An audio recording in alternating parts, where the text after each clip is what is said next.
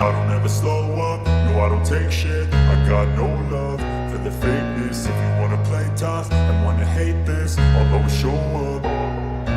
I don't ever slow up, no I don't take shit. I got no love for the fakeness. If you wanna play tough and wanna hate this, I'll always show up and make a statement. I don't ever slow up, no I don't take shit. I got no love for the fakeness. If you wanna play tough and wanna hate this, I'll always show up and make a statement.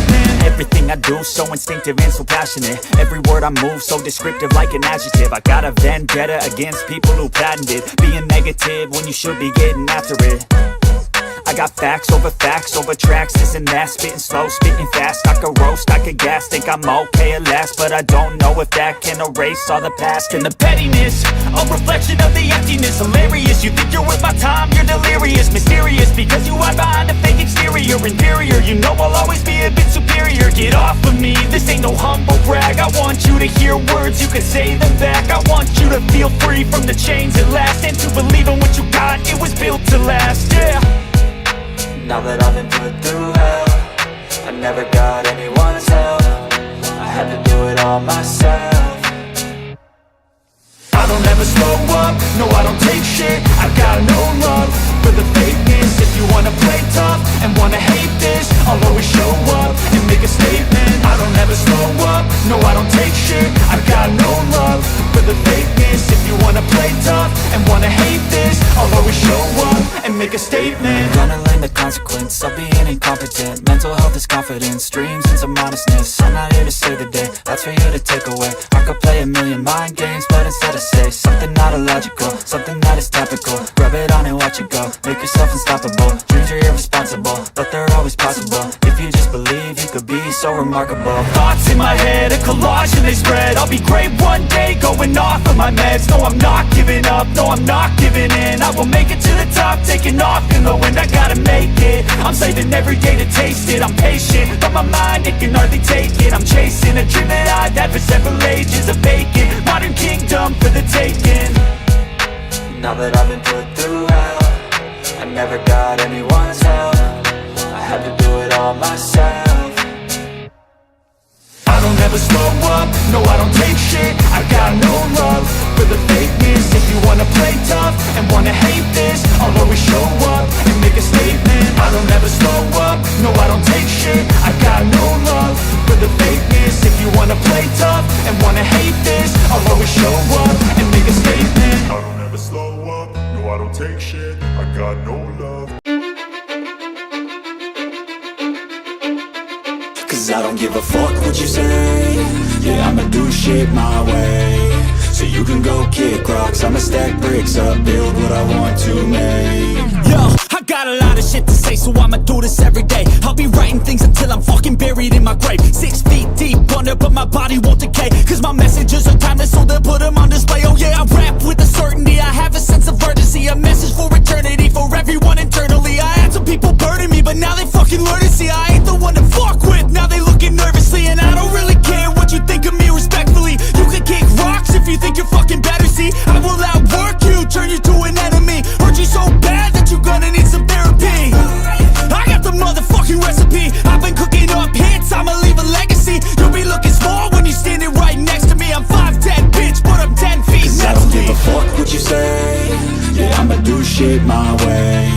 So you can go kick rocks, I'ma stack bricks up, build what I want to make. Cause I don't give a fuck what you say. Yeah, I'ma do shit my way. So you can go kick rocks, I'ma stack bricks up, build what I want to make. Yeah, I'ma do it my way.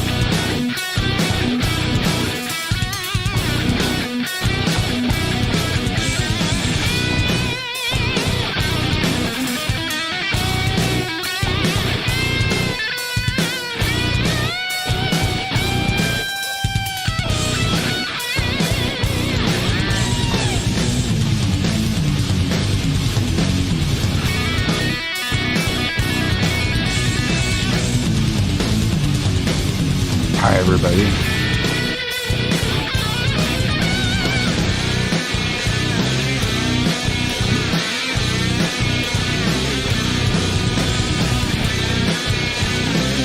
Welcome to my show.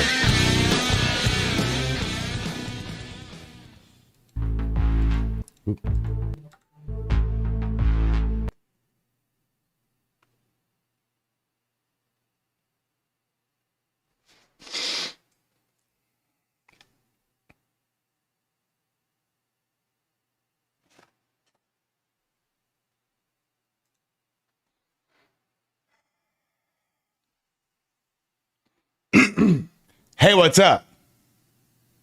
Are we on? Can everybody hear me? Carla, Thomas, Saved by Ink, what's up? What's up? Happy Monday. And I was off all last week because I moved, right? So I just went back to work today and they were like, hey, here's like 3 years worth of shit you got to do right now.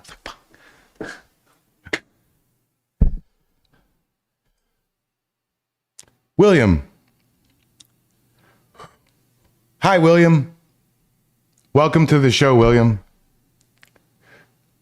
You're welcome here, man. Nobody's gonna mess with you, and if they do, they have to deal with me. What's up, everybody? Dwayne the Swamp. Oh, Drain the Swamp, Dwayne the Swamp. That's badass. Hey, William, I really appreciate everything you've done in the last little bit. I haven't been following everything, but good job, man. We all have those moments, man. I've had several. I've had several.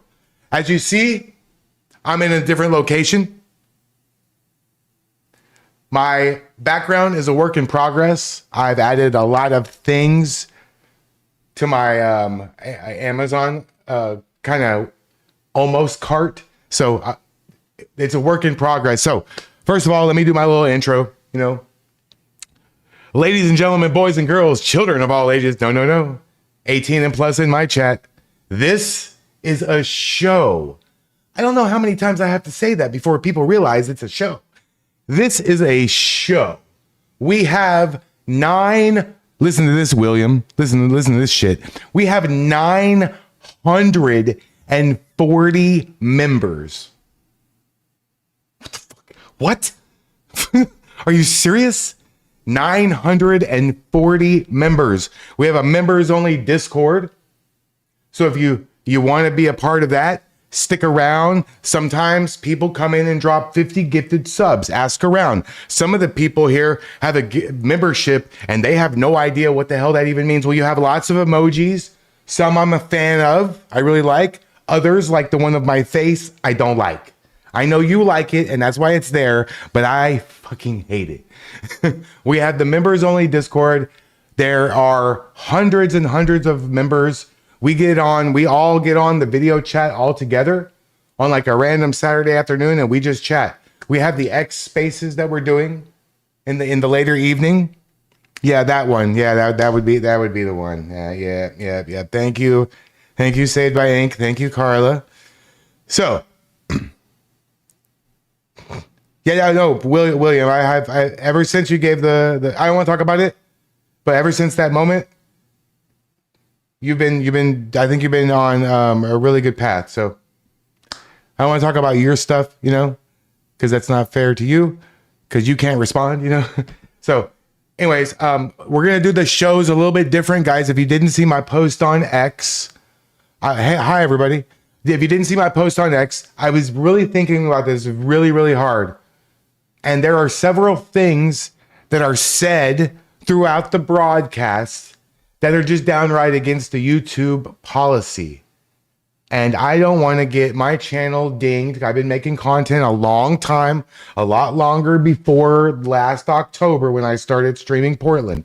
My first video was in 2015 and I got monetized because I took a big break in 2023. So I've been monetized for a couple years now. I am not going to put my channel in danger. And to be quite frank with you, I wish I could take each one of you and sit you here in my chair and turn on all those stupid screens and you try to figure out which one to mute because you just heard somebody say a bad word, right? You have no idea how much of a pain in the butt this is. It really is. And then we can cuss and stuff. Oh, thanks, P-Town. I love JD Delay too. He's awesome. He's one of my favorites. So I really appreciate that. You're actually, I mean, hey, I have fought worse with people than that. That was pretty mild. So it's all good, bro. It is all good. You have 5 screens, right? I have 4 screens, but they're subdivided. So I actually have like 12, right? So the thing is this, it's a pain in the ass to keep muting stuff. And I want to just sit back and enjoy without having the fear of like, am I going to wake up tomorrow with a content violation? So this is what we're going to do. Just like Steven Crowder does, when he goes to the more edgy part of his show, he ends the YouTube broadcast and he just switches on over to Rumble as his main broadcast. And tonight, that's what we're going to try to do. I figured out how to raid my Rumble from YouTube. I didn't know you could do that. Did y'all know you could do that? You don't have to just raid because it's a redirect. It's not a raid within YouTube. You can put in a URL. So later on tonight, when I switch to the live Portland Ice thing with BDF Blaze or Shane, Tommy's not going to be around tonight because he's out of town on a much needed respite, a vacation, if you will. He's on holiday for those of you across the pond, and he'll return in several days. So we're going to have a show. I'm going to try to be a show. So I appreciate your time and effort. I know some of you worked all day. You want to be entertained. We will get to the protest. But when we do get to Portland, we will put it up. Somebody's going to be out there doing something. We will put it up. And when we do put it up, we're going to raid the Climatics channel. It's just the Climatics. It's pinned at the top. They wouldn't let me change it to add the TV, okay? So we're Secretary. Oh, my God. Oh, you don't have to do that, guys. Oh, P-Town, you don't have to get 5 gifted memberships. Both of you guys, thank you so much. You guys are rock stars. Oh, Just Ryan. You got one? Oh, Linda go. Oh, look at all the new people. Hell yeah. Thank you guys. So what we're going to do is we're going to have a show. I have several videos queued up, a couple hours worth. If it pops off in Portland before that, don't forget, it's only basically 5 o'clock. It's 5 o'clock in Portland, right? Barely. So we're just getting into it for the evening. I'm with you for the long haul, but instead of taking a chance with my channel on YouTube, I'm going to be a show. I'm going to highlight the day's activities, what you missed if you were at work, maybe the last couple days. We'll get some interesting information. You see what's on the screen right now. It's not what you think. This is not about dating. This girl right here loves communism, and we're going to find out why. And this is, I started watching this earlier, and I was like, that's where I'm starting my stream right now. So this is a real stream. I'm not a restreamer. Okay? I'm not a fucking restreamer. I didn't know restreaming was a 4-letter word. I'm a content creator, and I challenge anybody out there who thinks otherwise, go look at my channel and organize my videos by date. Have fun. I've been making videos a long ass time, and I'm going to keep doing it. As soon as I figure out where I'm going to do my shorts at, I'm going to be making 1 to 2 shorts every day for the rest of my life. That's right. I said for the rest of my life. 1 or 2 shorts every day for the rest of my life. Continuously. Because they work with the live streams. I'm a live stream. I'm going to do a show. I'm going to play a bunch of awesome stuff for you guys. I'm going to look throughout the day and what else goes on with President Trump. I have a certain ways of finding out what his itinerary is and what he's doing. He has lunch with this guy. He tells this guy to fuck off. He yells at this guy. We're going to cover it all. And then we're going to switch only to Rumble. I'm going to raid myself from YouTube to Rumble. You're going to come with me. Rumble has a TV app too. So those of you who watch me on the TV, if you don't know how to do it, another member or somebody in the chat will definitely help you. Definitely one of my mods would help you. It's very simple. It's just like YouTube. You go to the app section, you go look for Rumble. It's totally free. No, you don't even have to have an account and sign in. You just go to Rumble and you can watch it. You know what's good about Rumble? The video quality is better. The sound quality is better. They have no copyright restrictions on music. I have never had any of my videos dinged for anything on Rumble. I can sit back and full screen it and turn the volume on, and it doesn't matter if they say anything about bananas or apples or any of that stuff, or they fight or they punch each other in the head with bricks. That doesn't matter. On Rumble, it's all good. So that's what we're going to do. We're going to shut off, and I'm still streaming on Twitch and Kick and all the other platforms. I mean, Kick hosted Johnny Somali. I think I'm okay.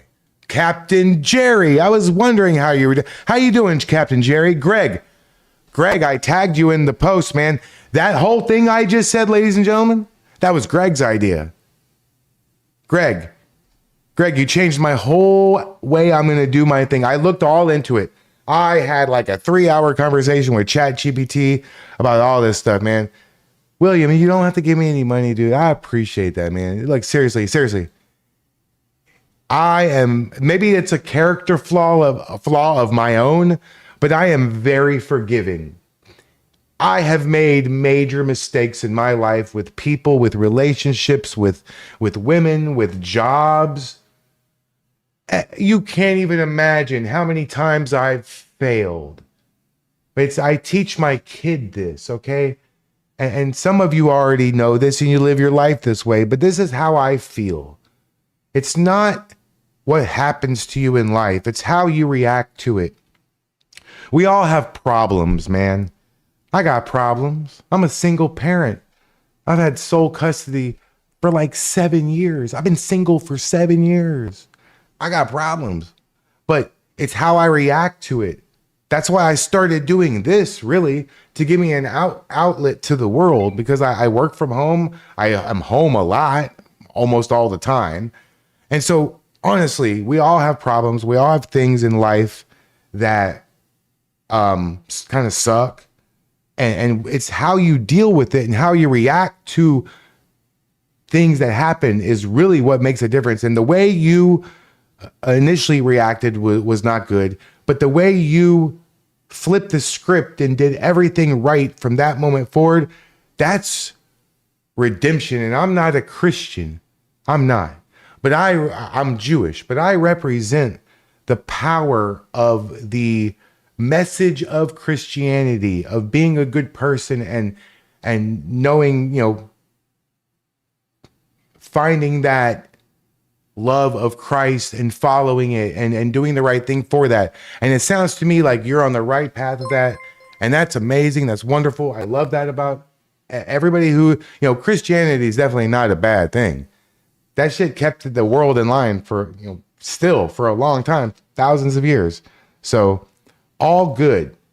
I am in favor of people who have integrity and morals, and just not everybody's going to be perfect. Sometimes you're going to flip the fuck out. Believe me, I know. I flip out all the time, but then I'm okay. And I try to do something nice for someone as much as possible, So anyways, enough of that rambling. I just wanted to say, look, I'm not a restreamer. I just happened to fall into that. I made a couple friends. I mean, I keep doing it. It's successful as hell. You guys wouldn't even know Captain Jerry, you wouldn't even know who I am. Greg, you would have, none of you. I wouldn't even know Polly. I wouldn't know Scott over at Spin City. I wouldn't know any of the people. I wouldn't know Tommy if it wasn't for the streaming. So, hey, Spin City. So the thing is this. I've been streaming for a long time to nobody, and now I have an audience. Why wouldn't I keep doing that? But I have to evolve. If you don't evolve, eventually that's going to be a normal intersection. Eventually this shit's not going to be around. Tommy's going to be moving on with his life. He's going to get a little older, and everybody's going to go our separate ways. So I need to be prepared. I'm already prepared with videos, but I need to be prepared with my live stream. And you know what? I got to be honest with you. I cannot and I will not try to compete with someone like Matt Morse. He has the daytime locked, and I have a job during the daytime. So allow me to attempt just a little bit to be the nighttime Matt Morse, the edgy version of him, because he's very wholesome, right?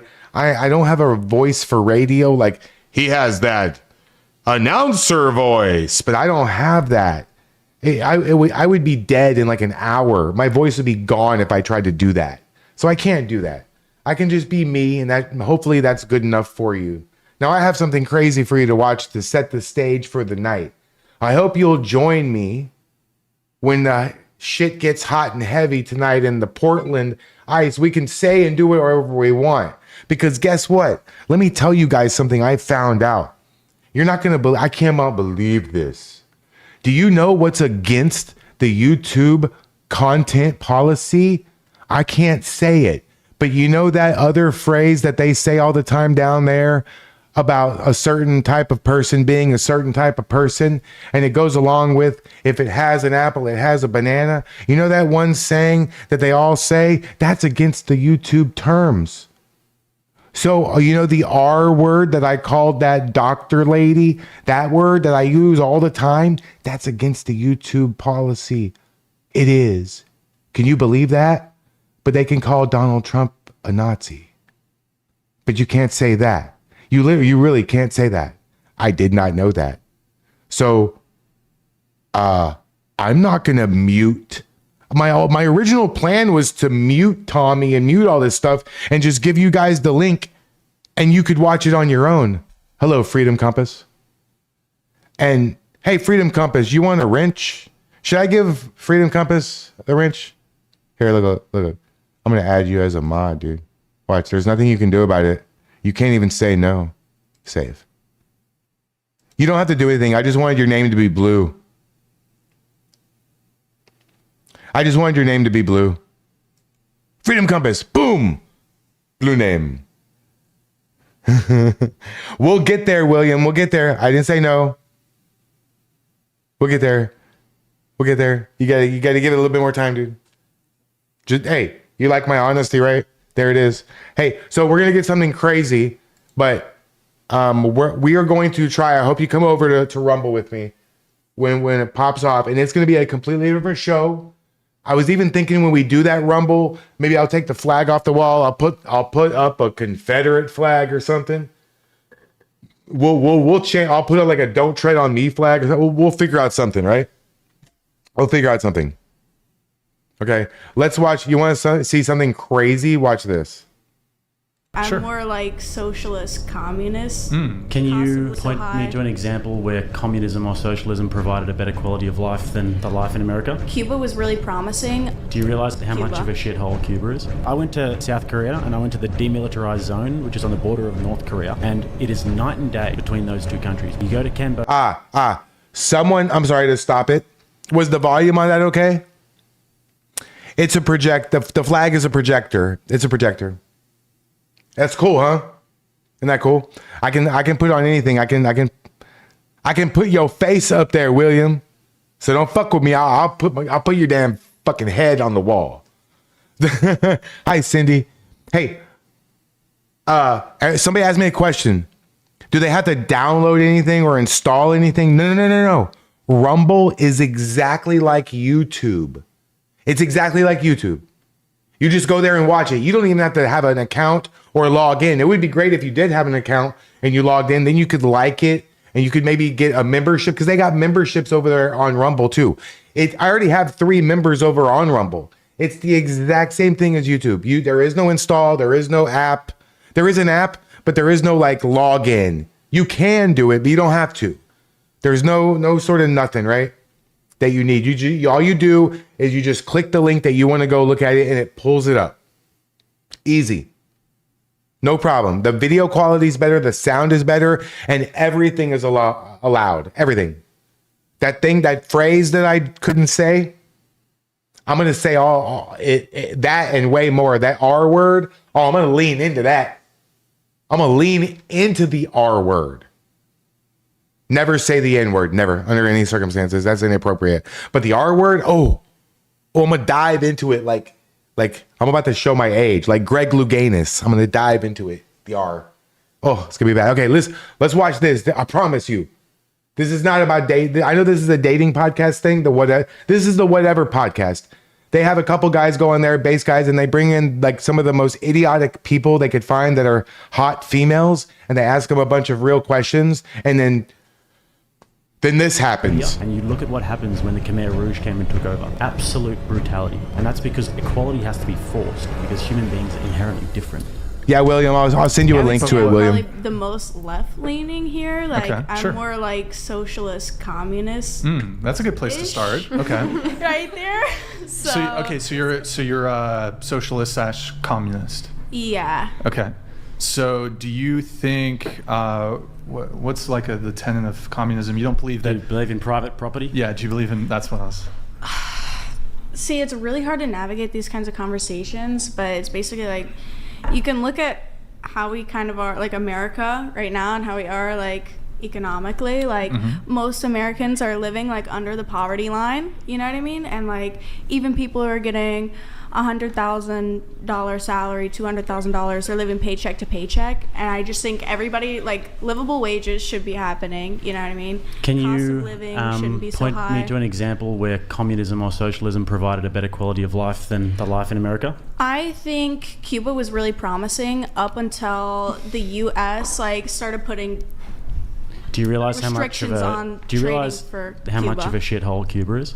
That's because of the United States. So you don't think it's the fact that the government went and nationalized everything and they put Che Guevara in as the head of economics in Cuba, somebody who had never done that before? They nationalized the industries. You don't think that a bunch of guerrilla warfare fighters coming into Havana and taking over the I country think would... Cuba had a promising chance up until the United States started putting like restrictions on Cuba. And As in that's part of the reason why Cuba is so poor embargoes. now. But do you is not their think... trading Do you not restrictions. think that it was...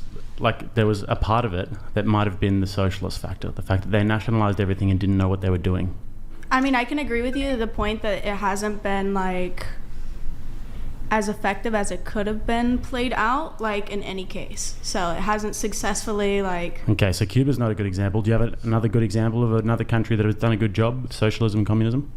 No. Do you know it's been tried many times? Soviet Union did it, no good. China did it, Vietnam did it, Laos did it, Cambodia did it. Okay, but capitalism isn't doing great either. Capitalism's because- doing a lot better than communism. Hey, A lot Pitbull better. Mom. And Hey, if guys. you look at the rise in the third world at the moment, that's all because of free markets, and it's all because of cheap energy and all of these things that capitalism provides. Thanks, Killian.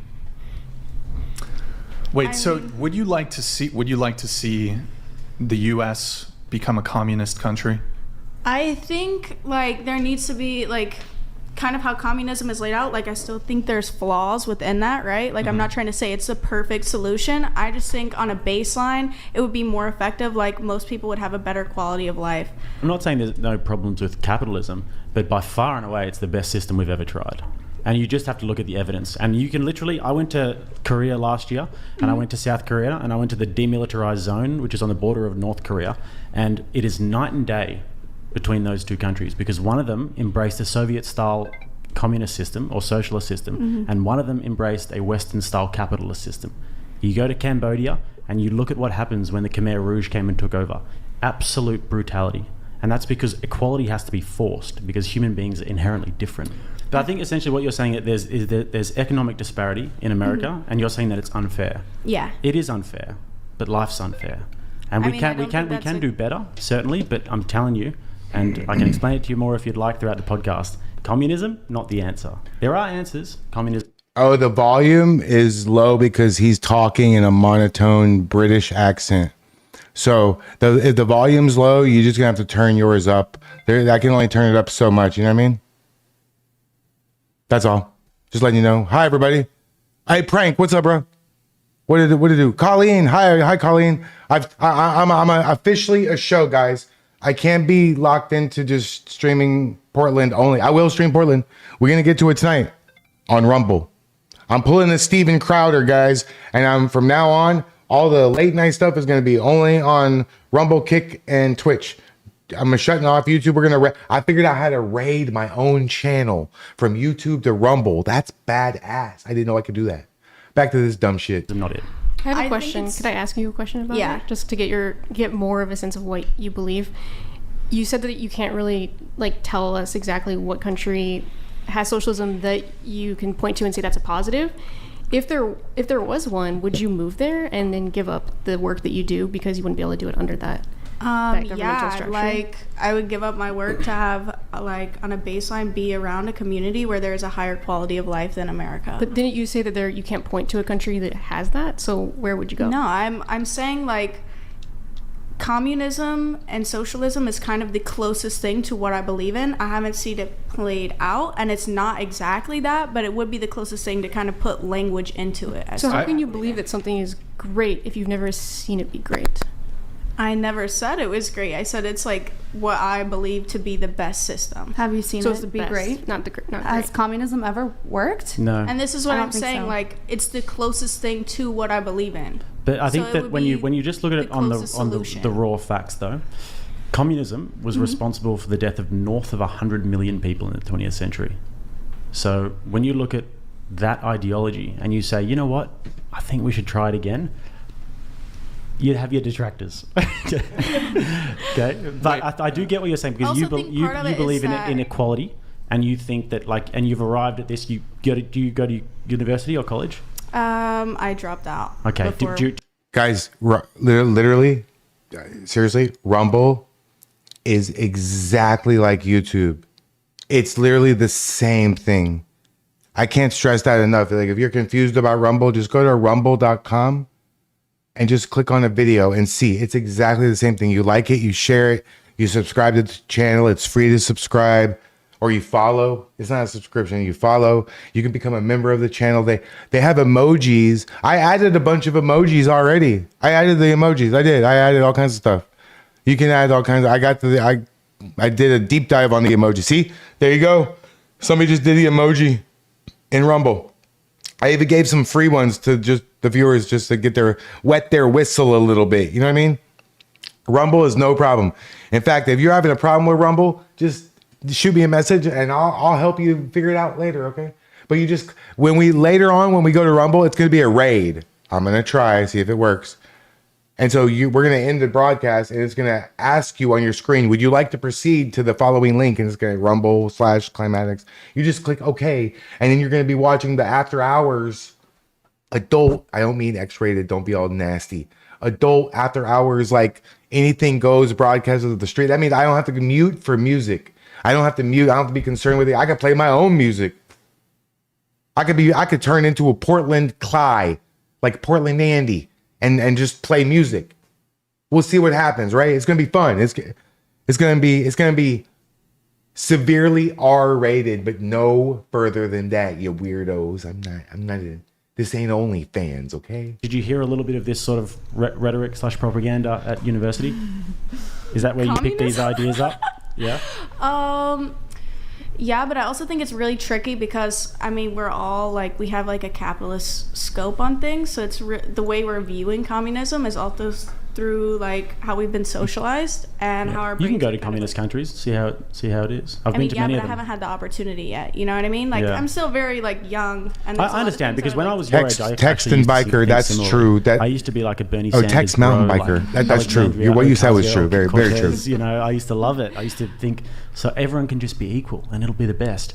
But then after a while, when you look into it and you realize that actually it's manufactured equality. And when you try and manufacture equality, it leads to brutality. But, you know, keep going, you'll get there. I have a question. So, look, I'm not super well versed in this topic, but under communism, would there be currency? Yeah. There'd be currency, so there'd be we'd Like- still have U.S. dollars.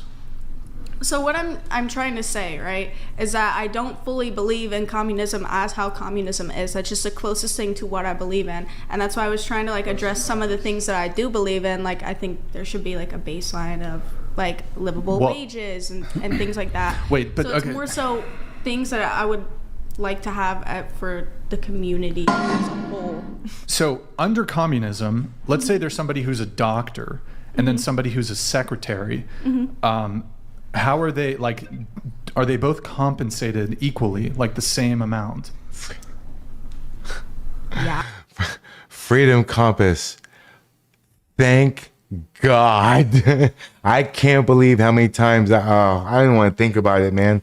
And by the way, nothing happened to my VODs. I made them private. Notice I left the No Kings one and some of the other ones, but I can see you, Irish Mimi, But you just reminded me to change it to live chat instead of top chat. Thank you for that. You indirectly reminded me.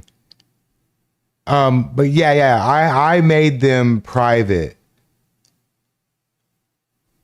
Look,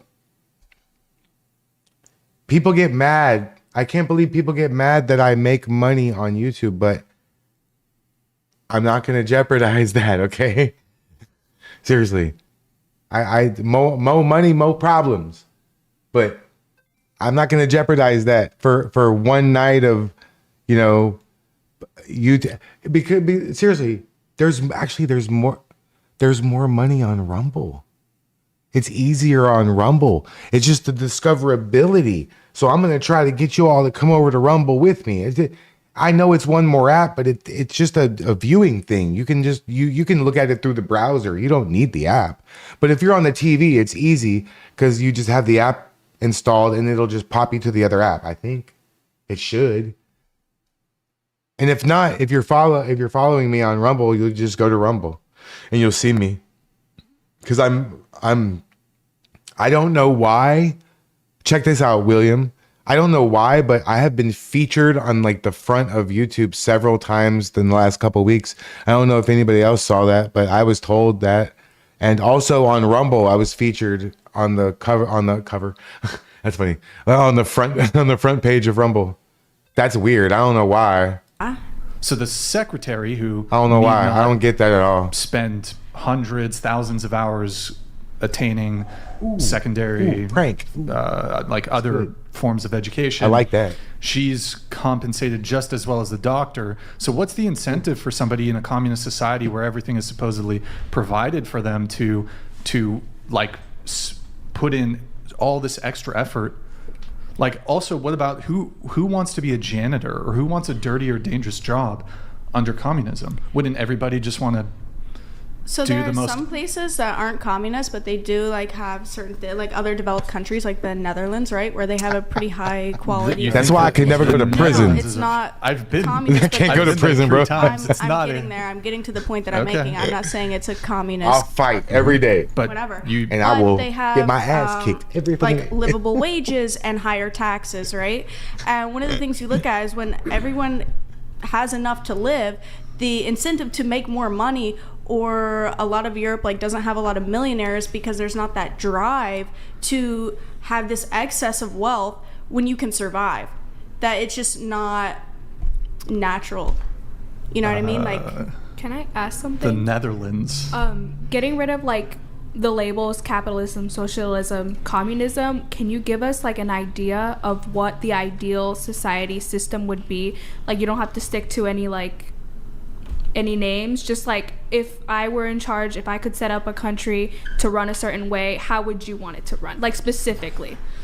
Okay, like is there like one avenue, like economics? Yeah, or, like, economically. Okay. Yeah, I feel like that's a little bit better too, because I feel like trying to stick to a label, but that would be the closest thing. I think equal pay for everyone would be like a good start. There would still be an incentive. People still want to be doctors without pay. Do you think that there would be incentives? Like, do you think that we would get the best quality though?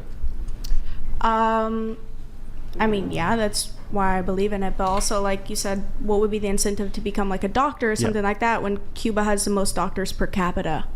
You know what I mean? Like, people still want to be doctors. People naturally want to help each other. Do you think they're good? They're the best doctors? Well, I don't know. I can't. What's the speak life for expectancy in Cuba? Probably lower than here, but you can't really trust the government's numbers, though. That's fair. Yeah.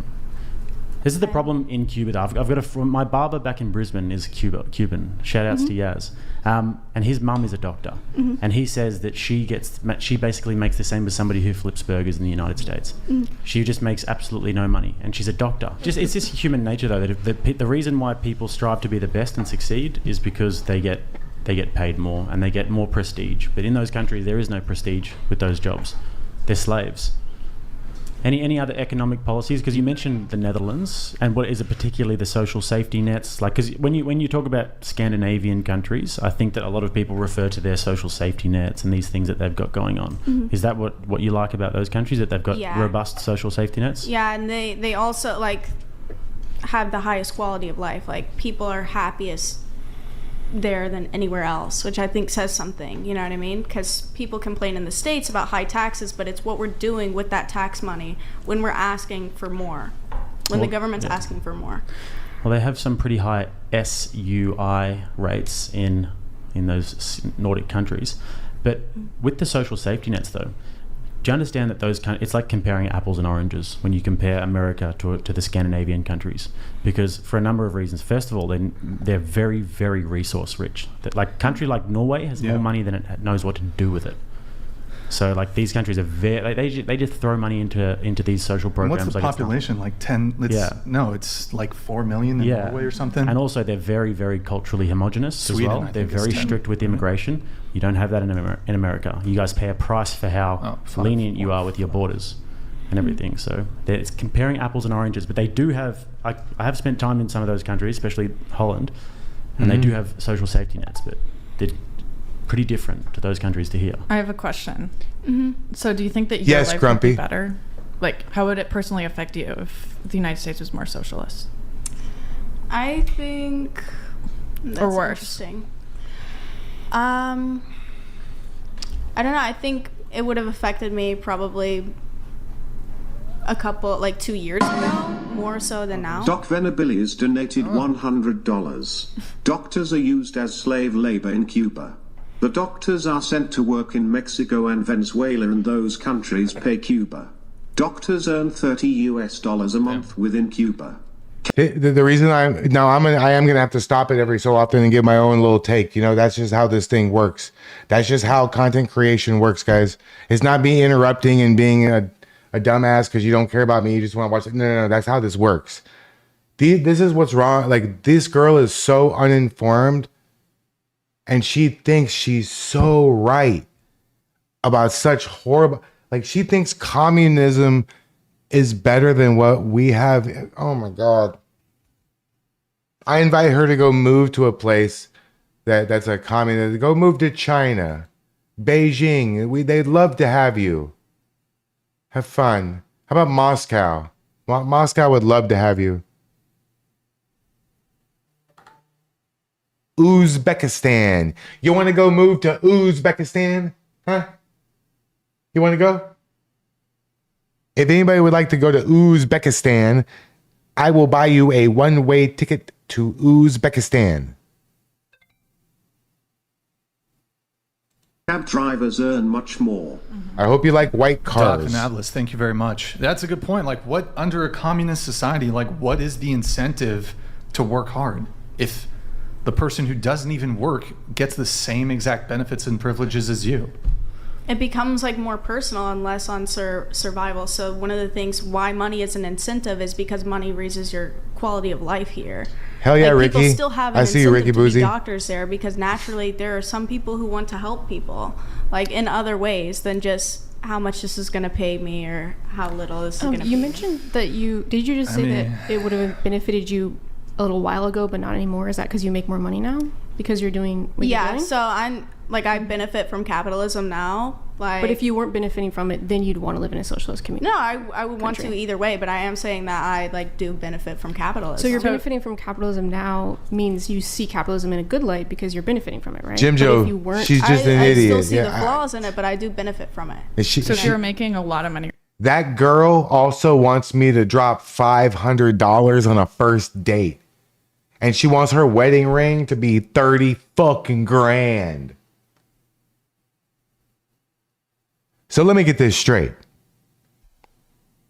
All the single guys are all competing with each other to see which one of us schmucks gets to pay these bitches' bills forever. What the fuck? Right now, you'd want to give like most of that money away. What? I do give a decent amount of the money that I make away. I definitely Stop the cap. What do you mean you give it away? Where do you give it? like not only that, but like in my daily life, but also I like donate. Like I also like To who? Who'd you donate to? like things I believe in. Like, it's not one specific thing. It kind of changes as it fluctuates. And what percentage would you say you donate? I don't have an exact percentage. Like roughly. Or like a couple if you're just gonna organizations, like any organization you've donated to. 3 nonprofits. Go ahead. Okay, I'm like getting nervous, but Because you're lying. That's why. That's what happens when you lie. You get nervous. one of the things, like, also in my daily life is like I give to people that I know. You know what I mean? Like, But what house 3 people. organizations? 3 anything.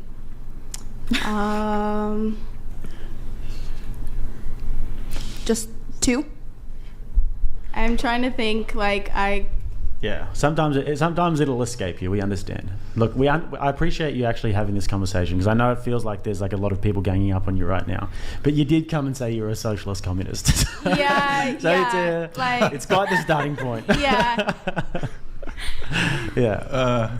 Anyways, Well, the reason I'm asking is the reason you want it is because you want people to, like, do you feel like some people are entitled to other people's money? Because that's basically what socialism is. I don't think like other people are entitled to other people's money, but I think everyone should be like, I don't think people should be living on the street, you know what I mean, on a baseline. I don't think she knows I what think the wealth disparity communism in and the United States socialism is like a are. crisis. That's So, what I'm trying to get at. I don't think she knows the what it notion that is. you're talking about, where people will become doctors just because they want to help people and stuff, it's so verifiably untrue. Even if you look at the example that you said, Cuba. When Che Guevara was in charge of the finances there, he ran this big campaign where he was going to get everybody to rally around the nation and everybody to rally around Cuba and to do their work, and it failed so miserably because people were just like, but you're not, we're not really paying us, like, why would we do it? And there was a saying in the Soviet Union that was, they pretend to pay us, we pretend to work, which meant that the government just pretends to pay us and we just pretend to do the work. So nothing actually gets done. But when you look at a capitalist system, for all its flaws, and you know, you've done a good job in identifying some of the flaws, one of the biggest strengths is that people are incentivized. You can literally come from the bottom, and we have such social and economic mobilization in capitalist countries that you can get to the absolute top. And there are many examples of that. But if you go to countries that have been decimated by communism, like when you spend time in Cambodia, the only people that are rich are the high-level military personnel and government. That's it. A great example of a country that socialism has taken over is Venezuela. They were doing better than the United States economically, and then they actually voted in socialism. It's one of the few countries they voted in, and it wasn't even a dictator that took over anything.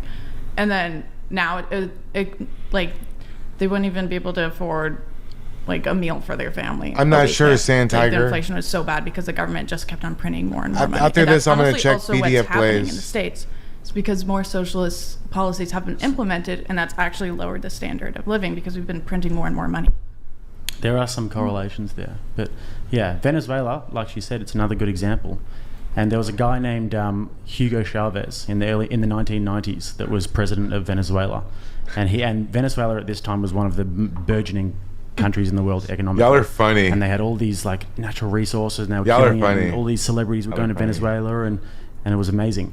And then he brought in socialism, and this is where he nationalized the industries. And this is one of the great dangers of socialism, which is what maybe you haven't quite realized yet, is that when the government nationalizes things, they're normally pretty bad at it. Like, you look at South Africa at the moment. I don't know if you guys have seen much about what's happening in South Africa at the moment. The government nationalized everything, the ANC, bless them, and it's basically a failed state. It's falling apart. So it happens when the government nationalizes. So, you know my friend Jazz. So, okay, I look, I'm going to be a little bit all over the place, okay? Check this out.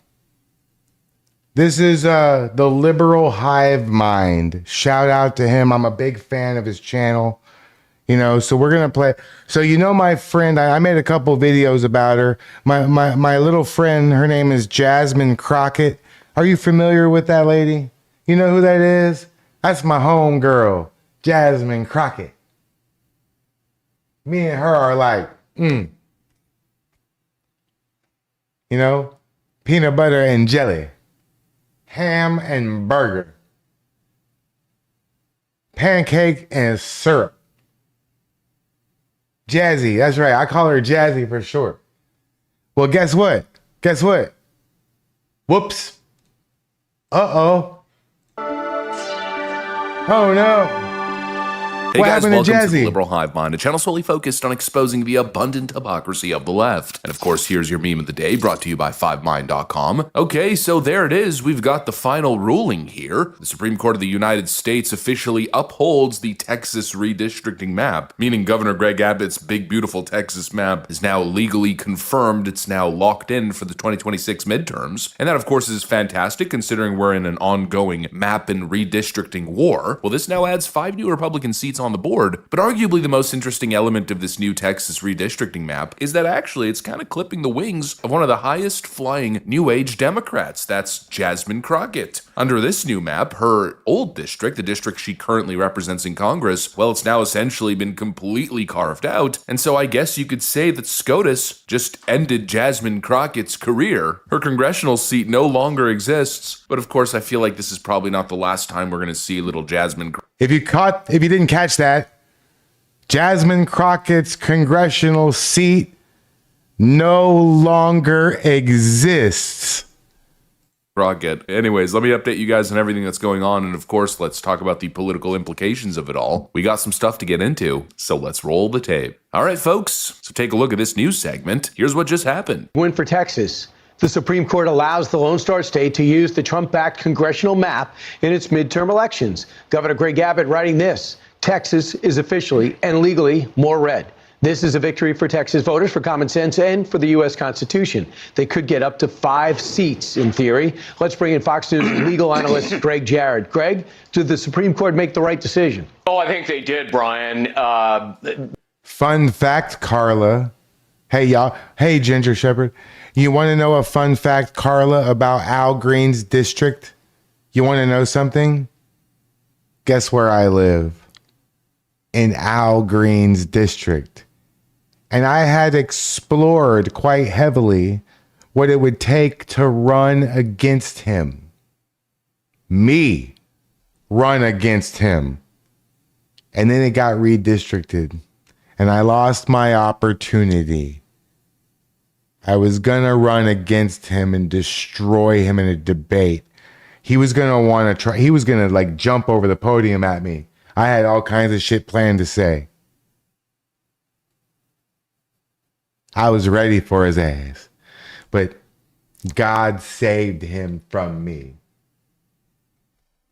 Because there was little credible evidence that Texas had actually redrawn their congressional map based on race, which obviously would be a civil rights violation. And the ruling is consistent with what the high court said in 2019. We will not intervene in cases of political partisan gerrymandering, only in cases where, states have conjured up district boundaries for largely racial reasons that are discriminatory. And in fact, there was evidence that the previous map was racially motivated and that the new map corrected that constitutional defect. All right, so now following this decision, Jasmine Crockett is done in her current form as we know it. Her district that she turned into her little TikTok theater center, well, it's officially come to an end. And the map is now being redesigned so that she's no longer walking into an automatic re-election. As we know, Jasmine Crockett represented what I like to call a DEI district. She was representing a racially gerrymandered district under the Voting Rights Act, and Texas was basically getting rid of these districts, and that's why they were being challenged in court, because they were being told that their redistricting was racist, but actually what they were really doing was undoing the racist gerrymandering, and the political casualty is now Jasmine Crockett, and I got to admit, I'm not exactly happy about it. You're seeing all over social media, people are celebrating. Jasmine Crockett gets owned. Her seat is gone. But I'll be honest with you, from a purely strategic standpoint, I think it's probably one of the worst things that could possibly happen to the GOP. From an entertainment standpoint, it's certainly fun, but life is not all about fun and games. And right now, I gotta tell you, we cannot afford to lose someone like Jasmine Crockett, because she is one of the best things that has ever happened to the GOP in decades. And we saw all these imbeciles on the left uplifting her, celebrating her, as if she was some sort of transformational, generational talent. She was the next Kamala Harris. I mean, in many ways, she really was like Kamala Harris.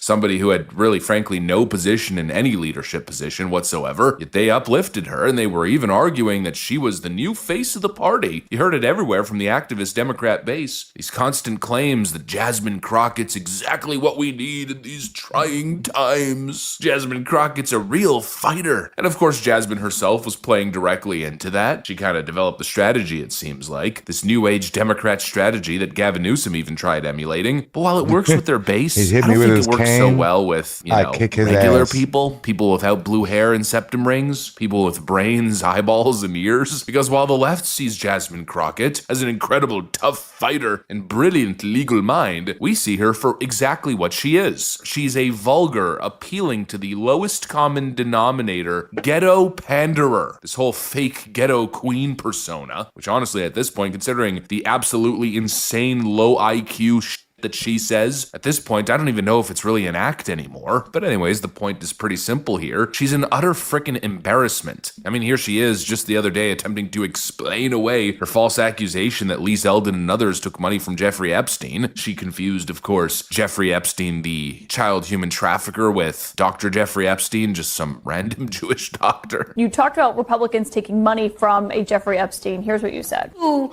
also took money from somebody named Jeffrey Epstein, as I had my team dig in very quickly. Mitt Romney, the NRCC, Lee Zeldin, George Bush, Win Red, McCain Palin, Rick Lazio. You mentioned Lee Zeldin there. He's now a cabinet secretary. He responded and said it was actually Dr. Jeffrey Epstein, who's a doctor that doesn't have any relation to the convicted sex trafficker. Do you want to correct the record on the people that Listen, I never said that it was that Jeffrey Epstein. When you make a donation, your picture is not there. So my team, what they did is they Googled, and that is specifically why I said a Jeffrey Epstein. Unlike Republicans, I at least don't go out and just tell lies.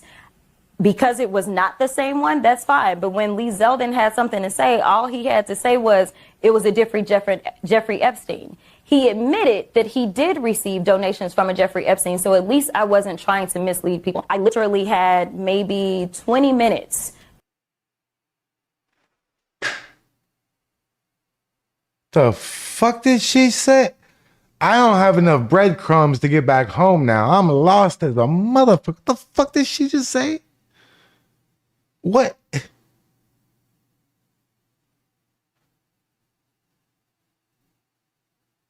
Shit.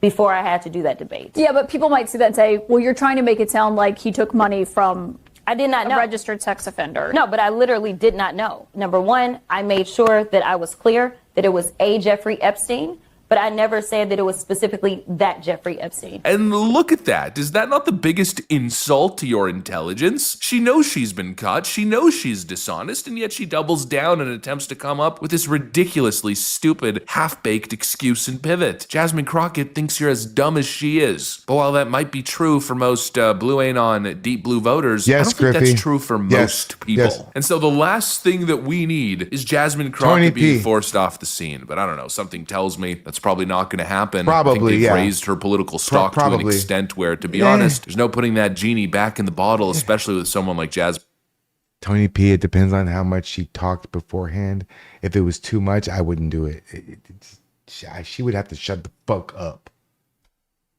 Crockett, who's so hell-bent on career advancement, you know, really actually very much like Kamala Harris. She's like the ghetto loud version of Kamala Harris. Kamala Harris with big butterfly eyelashes. Yeah, the reality is Kamala Harris led to Donald Trump winning the last election. The Democrats' inability to uplift the right proper talent, the constant internal deep blue pandering that forces the party into these ridiculous extremes, it's the biggest detriment that they have. They cannot uplift the right talent. And trust me when I tell you, there are many Democrats out there that could have easily beat Donald Trump in the last election. They could have done it. But the way their party is structured, they reward the biggest idiots and the biggest grifters. And so no, I'm not going to celebrate the Democrats' biggest idiot and biggest grifter losing her seat. No, I think it's a bad thing. I'm hearing talks that she's now apparently trying to challenge Beto O'Rourke, possibly running for the Senate seat, or should I say notorious loser Beto O'Rourke. But now the question is, of course, does Jasmine Crockett have what it takes to win a Senate seat? I don't know. No, not so sure about that one. And so, in a way that kind of highlights the issue. This is what Democrats are stuck with. But now, of course, moving on to the other element, following this big SCOTUS decision on the Texas redistricting map. This, of course, now a huge implication for 2026. This now gives the green light. It basically guarantees that these Republican redistricting maps will not be legally challenged. This was the strongest legal challenge that they had, the whole racism thing, pointing at the Voting Rights Act. But SCOTUS didn't bite. And so moving forward, we've got a bunch of Republican seats, making the 2026 midterms more of an uphill battle for Democrats. And keep in mind, this could very well be the first domino to fall. SCOTUS is about to hear oral arguments on the Voting Rights Act. And well, if they make the right constitutional decision there, the entire... So that's the liberal hive mind, right? So if you're just joining us, please like the stream. It's a show, right? We are going to maybe get to Portland. If it's up, we'll go. But, Tommy's out of town, BDF Blaze, for multiple days on vacation. So it's going to be a slow one. Isn't it cold as fuck out there too? So you would imagine that there wouldn't be too much activity if it's like 5 degrees, right? So we might just do our show. We might just end going on over to Rumble, watching a couple things and then calling it a night. I'm not really sure. This is just a test to see if whether this is going to happen. 1,700 people, 186 of you right now. That's not bad at all. It's really not. That's pretty damn good. Don't you think, Blaze? The numbers are pretty decent. And we'll get to the protest. We will. But for now, I have a few things queued up. It's going to be a little bit all over the place, but we're going to get to the protest stuff right now. So this is a Teaspoon video, or T-Sply, if you're not familiar. 4 hours ago, federal agents make mini arrest in Minnesota. I thought, since how we have our very own Polly, who is from Minnesota, that we would try to cover a few other places where things are getting out of control. Minnesota is like little Somalia, and we need to check this out and see what's going on over there. Greg, 5 gifted memberships. Thank you, Greg. That's very generous of you, man. You guys are very nice. So, Polly, this is sort of for you, but it's for everyone else. We care about these. I live in Texas, and I care about Oregon. I care about Chicago and Minneapolis and every other place around the country. Charlotte, New York. You know why? United States of America. The United States. We're all united. We're supposed to be united. So that's why we care, right? That's why we care. Hey, they got emojis over on Rumble. I even added some free ones. I got 3 members on Rumble. Guys, do you know how many members we have here? I can't believe it. 960 now. 960 members. That's insanity. You know how how many more times? Like 7 times the amount of members that a certain Teaspoon has. We're obliterating it on members. We are knocking it out of the park on members. Completely knocking it out of the park. Funk Master 8. What is up? I like that name.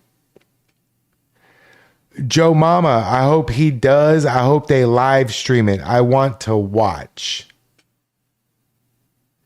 Well, Bob, Bob Nathan, we are united. But us in the liberals, we are not united.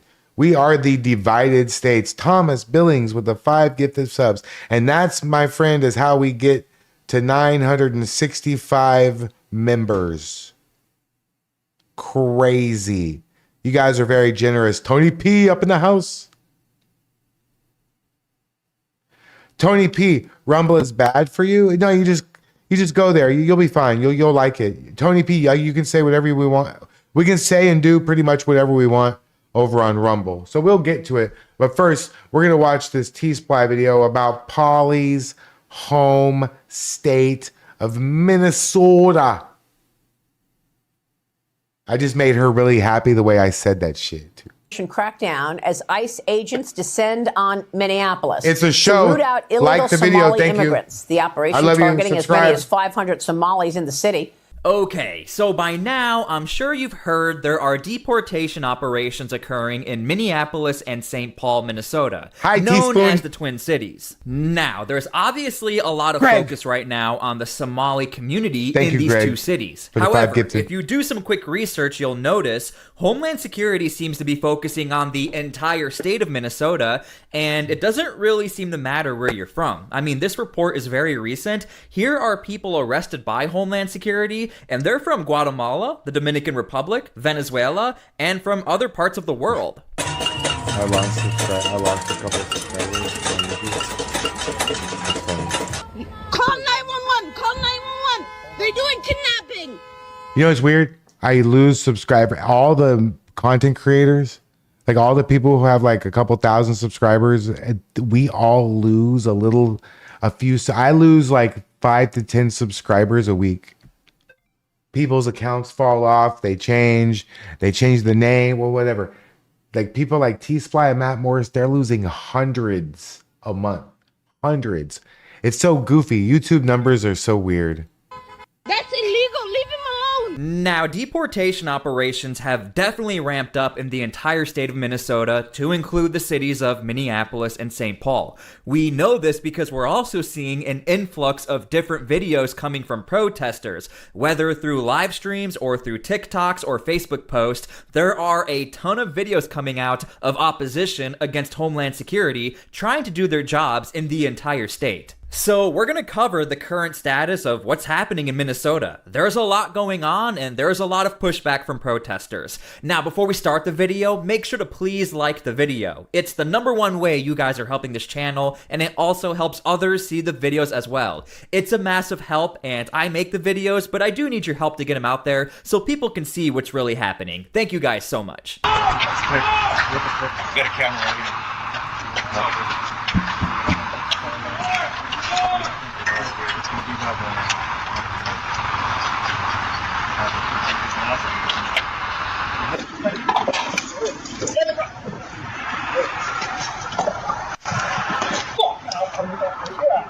Okay, so this story and video was released by Katie Davis Court on X. Go give her a follow, go support her. She's one of my favorite journalists. But what this highlights is how ICE is having to operate in Minnesota, using warrants and doing these targeted arrests. And the reason why this is relevant is because we are seeing lawmakers in the state of Minnesota and we're seeing protesters. Hey, once we go over to Rumble, if we want to do a space, we won't stream it on YouTube so people can say whatever they want with no hesitation that they're screwing me over or anything like that, right? You can say whatever you want. We're going to stream it on over on Rumble. If you want to do a space spin or Kelly or Dean or whoever's listening, Cult Media, what's up, bro? Long time no see.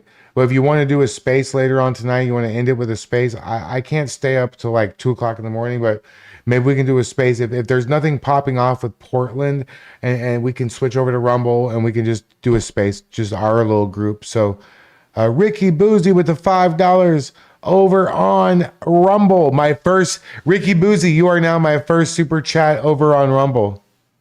So does Elon have a gay brother, a gay husband, or both? Both, Ricky. You Ricky Boozy, that's so fitting, dude. You're now my first super chat ever on Rumble. That's badass. Thank you so much, dude. I really appreciate that.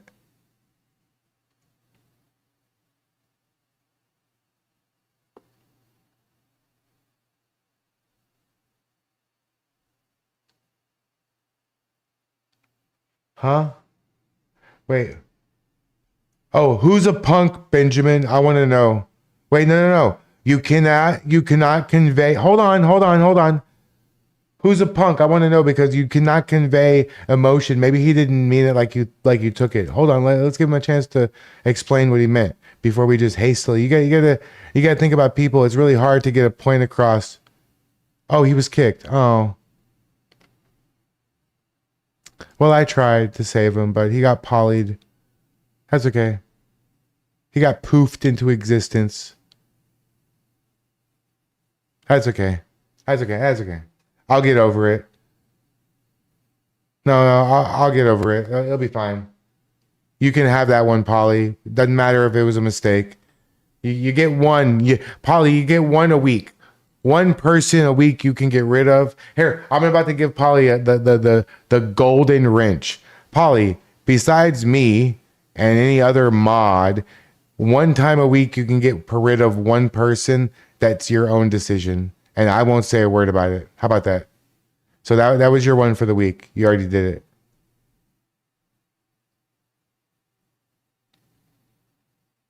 Yeah, you poofed him. Poof. Oh, I thought you got rid of him. Got rid of him. Oh, okay. Oh, you put him in timeout. Oh, you put him in the corner like a child would at like a you know. That's funny. I think that's funny. Okay, let's finish this. Still push back against But like, no, Homeland if you want to do a Security, space, even though they have let me a write- warrant for these arrests. I mean, check out this video. We are identifying who he is. By that point, we will let you know if there's a warrant. You don't have a warrant. You are not identifying shit. Stay back.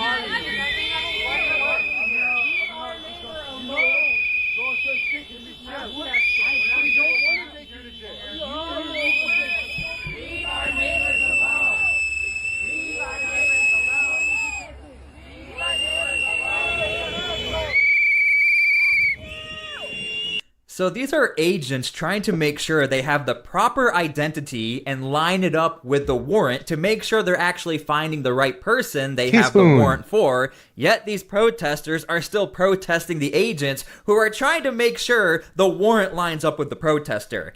As you can see, this entire situation is highly confusing because what are we supposed to do here? These are agents who are paid to do their job and find criminals on the streets, yet you have protesters who are... Okay. P-Town, you said you hate whistles. I'm about to say something really fucking weird. You ready? I'm probably going to say something that's... this is going to make me look weird, really weird. And I'm about to say something that you... Yeah, I will. It's P-Town. Look, Polly, it's P-Town Patriot. Look at that shit. Hey, so... you know what I hate? And it's I can't explain why. But you know what I'm absolutely disgusted with and I hate the sight of? This is going to sound crazy. Slinkies. I don't know why. They make me want to vomit. Slinkies. I don't like it.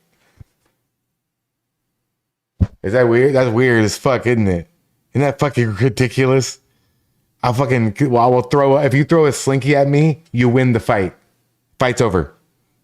Fight's over. That's it. You win. I don't know if it's like the metal ones make me want to. I don't know. Maybe I was attacked by a bunch of slinkies when I was a kid and I don't remember or something. I don't know. I don't like slinkies. I ain't scared of them. It's not like a phobia. I don't like them. They make me sick to my stomach. Isn't that weird? I can't stand to hear the word moist. It's the same thing. It's like fingernails on a chalkboard to me. You know, it's not scary.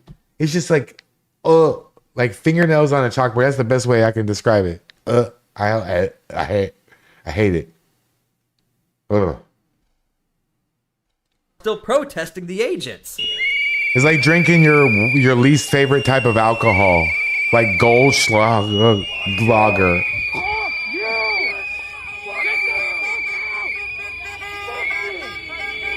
You like Goldschlager?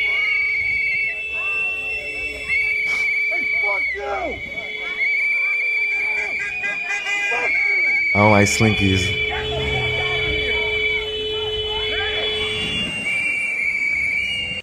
Now, as somebody who covers these type of events every single day on my channel, make sure to please subscribe so I can keep you up to date with stuff just like this. We were not seeing anything like this in Minnesota on this mass scale of protesters assembling, using whistles and honking. Okay, look, let's watch Minnesota. We're every gonna single day, focus on and Minnesota. We're also starting to see following the agents. That's how you know things are starting to ramp up, when people go out of their way to actually follow Homeland Security to their next destination. Okay, so this is from NPR News. They ran a story talking about how there are thousands of residents who are volunteering to look out for Homeland Security. When ICE is in the area, warn everyone if you see them. A lot of times they're referred to as volunteers in these particular situations. I did not. So please be on your way and stop impeding or you will be arrested. I knew that they were ICE agents in the cars that I was following because people had seen them inside the car with their like gaiter and police vests. I think they noticed me following them. You know, they changed lanes, I changed lanes. And then getting onto those federal roads, like that's not where a lot of people are driving. And they were like, "You've been chasing us." And I was like, okay. Pretty nervous at this point, and he stopped me, and I just stayed in my car and started videoing. Eventually he motioned me through, and then I followed the first vehicle into the park and ride parking lot, and I saw another vehicle that might be ICE kind of ahead of me, and then all of a sudden I was surrounded by like 4 vehicles and like 6 agents. Chase officers around the city. Oh, I wasn't chasing. Yes, you were. You're on video. You're Yeah, breaking so are traffic laws. You're running red lights. I was Yes, not- we I did have not run you. a Just like single you red want to light. take these videos, we will post it as well to social media. Okay, so once again, that's from NPR News. Make sure to go follow them, go support them. What I find rather interesting is what the agent is saying. We've seen it time and time again where a agent will stop somebody and say, "Stop following us, we will arrest you for impediment and obstruction. We know you're breaking the law." That's not what stood out to me. What stood out to me is that he said, "We will also post this to social media." And the reason why that sticks out to me, I found another clip where Homeland Security also references social media in Minnesota. Check this out. You think so? What's that? How much money are you going to make from this? I'm not here to make money. I'm here to protect my fellow citizens. We know. Yeah, you make money. I make money. I'm not an influencer, You're man. doing it for money? I thought it was For money, I thought you really cared about the people, sir. I do.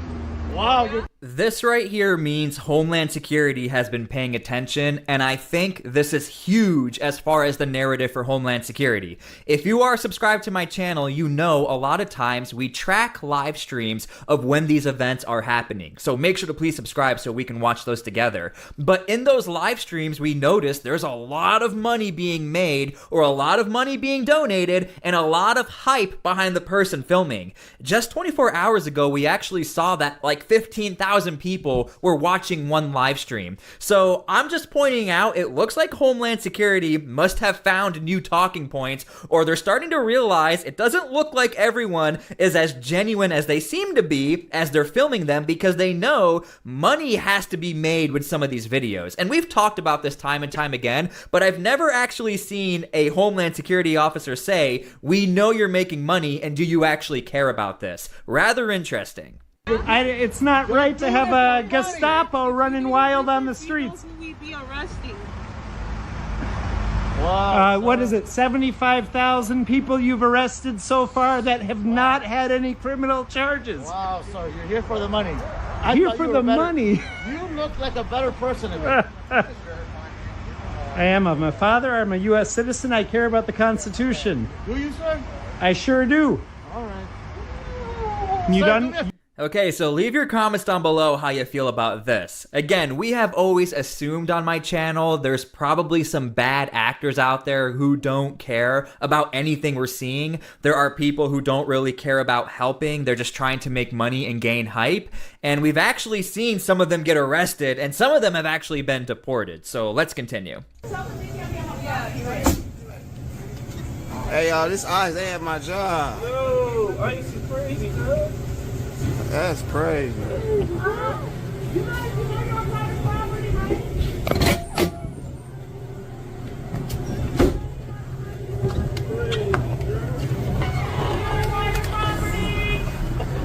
ICE. No, they can't be there.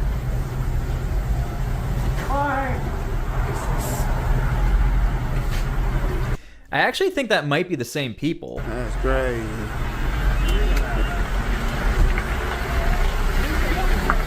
That's what I'm saying. No, absolutely not. Not welcome here. That's crazy.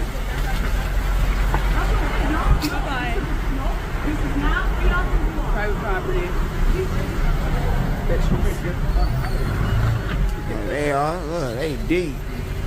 Now, according to the caption, this caption said ICE tried to kidnap one of my customers, but I mean, from here, it looks like they're actually trying to get gas. I don't know, but I'm just trying to show you guys the influx of these different type of videos coming out of Minnesota, and we're just trying to get a picture by putting it all together. So leave your comments down below how you feel about this. Now, the next video we're going to be watching is from Rochester, Minnesota, but I just want to show you guys, look how far Rochester is from Minneapolis and St. Paul. I mean, this is why I keep trying to let you all know, Homeland Security, they are focusing on the entire state of Minnesota, and I'm well aware there's a lot of focus right now on Minneapolis, but understand, the focus is really on the entire state. Leave him alone. Leave him alone. You guys cannot do that. That's illegal. Call 911. Call 911. They're doing kidnapping. That's illegal. Leave him alone. Leave him alone. Smile me, sir. Smile at me, ma'am. Leave him alone. Leave him alone. Leave him alone. You guys are doing kidnapping. Kidnapping. This is called kidnapping. Kidnapping. This kidnapping. Call 911. Call 911. Piece of work. This is. So again, this is Rochester, Minnesota, but it goes to show you it doesn't really matter what part of Minnesota we're in, there is still a lot of pushback. Now, I want to show you why there seems to be a lot of confusion as to what's happening in Minnesota or Minneapolis. The Trump administration has said verbatim, we're focusing and looking at the Somali community, especially with the type of fraud, according to the Trump administration, they're starting to find. Here's a recent interview from Stephen Miller. Based on what we have found so far, we believe that the Somali fraud operation in Minnesota is the single greatest theft of taxpayer dollars through welfare fraud in American history.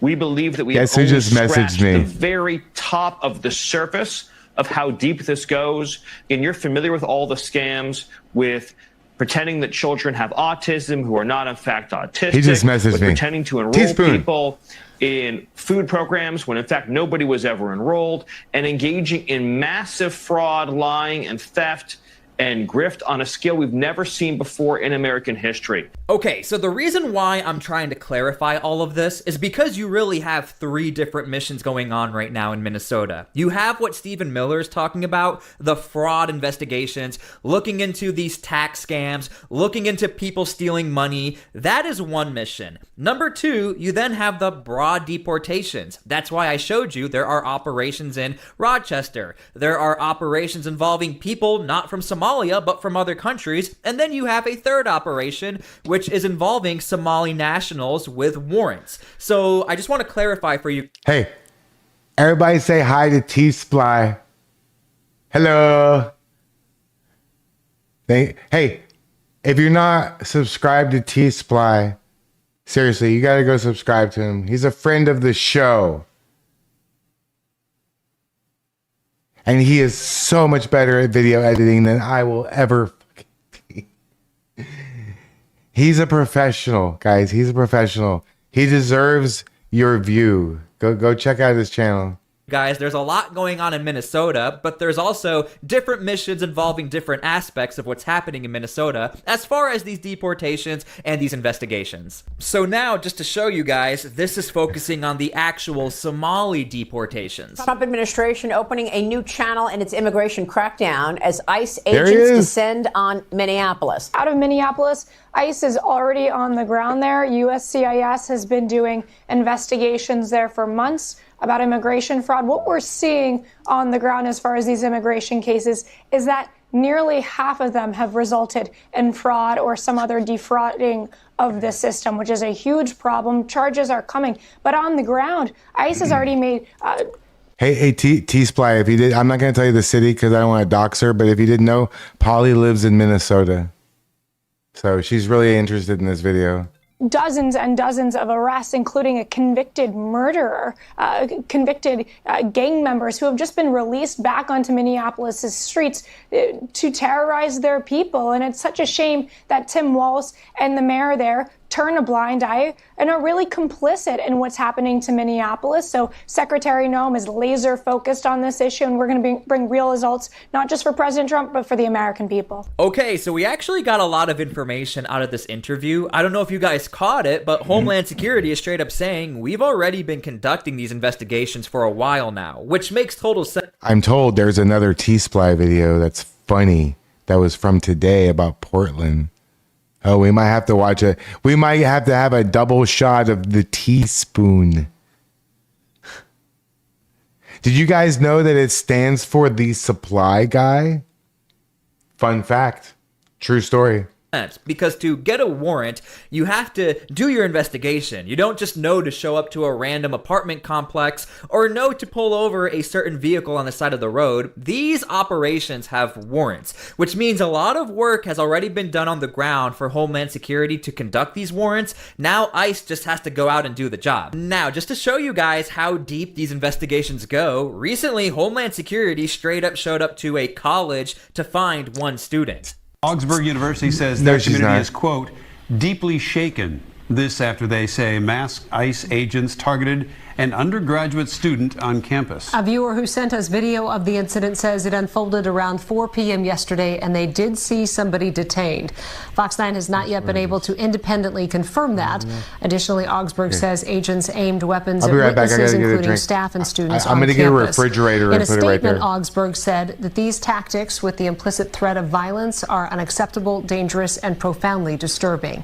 And this is just the latest incident involving ICE in the Twin Cities and questions about how they conduct their raids. So it's not like Homeland Security just randomly knew to go to that college and find one person. These are investigations that take quite a while and a lot of planning. So I'm just trying to show you guys a lot of what we're seeing out of Minnesota, Minneapolis, doesn't really matter where in the state. A lot of these warrants have taken a very long time to actually get the information, do the mission planning, and then conduct the operation.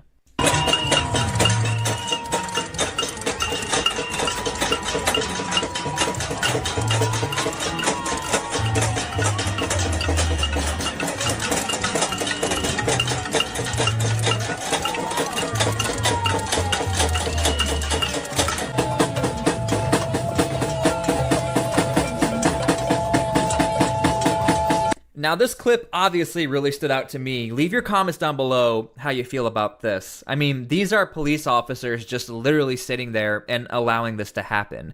I mean, I don't know if this is a noise complaint. I don't know if we're breaking the noise ordinance, but what this really means whenever we see clips like this, these are most likely organizers or some sort of protest group who know and track the location of Homeland Security, and they garnish support through social media and say, hey, show up here, we're gonna protest. Which is not a great sign for Homeland Security. Homeland knows pretty much anywhere they go right now in the country, there's probably going to be opposition, but when groups go as far to actually know where you're sleeping, what hotel chain you're staying at, that's not good. That means protesters are well organized and they're prepared to do what they need to do in order to possibly obstruct, get in the way, or to create discomfort for Homeland Security. We've already seen it in St. Paul, Minnesota. We've seen it in Minneapolis. People get mad with how I say it.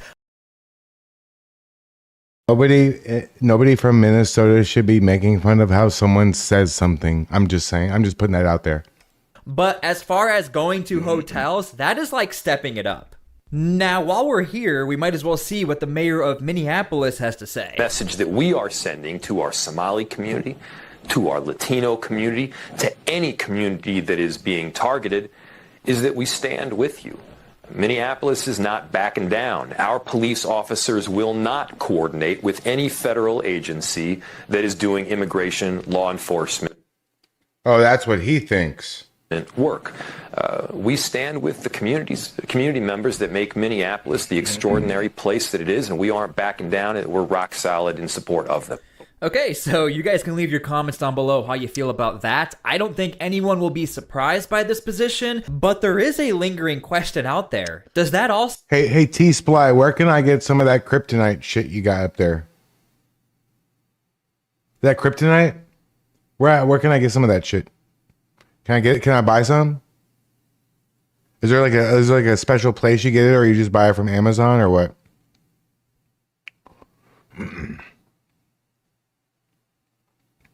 What? What's so funny? No, I like it. I think it'd be cool to have like a little kryptonite. Can I get like a rock where it looks like it like came out of the ground of Smallville? Pawn shop in Ohio. What the fuck? I'm not going to Ohio. What? I can't. What? Who would go to Ohio on purpose? Oh. Oh my God. I'm still waiting. I've known this guy T-Sply for a couple months now, and not one time has he ever said, I'm about to go eat something. I'll talk to you later. Or, hey, I'm going to go to bed. I'm going to go to sleep. Dude doesn't sleep. Dude doesn't eat. That's weird. No, Carla. If someone like myself were to post an Amazon wish list publicly, the amount of rage and outcry would be fucking horrendous, and I can't do that to myself, so I refuse to make one. Also include the warrants we talked about. I think I'm going to make a P.O. box, though. Targeted arrest. Hey, I think I'm going to get a P.O. box. That guy from Australia, McGinnis, is insisting that he's got a whole box of stuff from Australia he's going to send to me, and I want it. So I think I'm going to make a P.O. box just for one person to send me something. And somebody's going to send me some Black Rifle coffee. That I might open up a P.O. box just so I can get like rare coffee. Like, send that to me. I don't drink alcohol. I get my high from Folgers.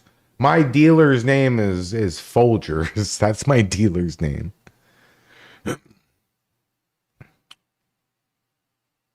P.O. boxes are nice to have. Yeah, I think that's would be a good idea. Who are illegal immigrants?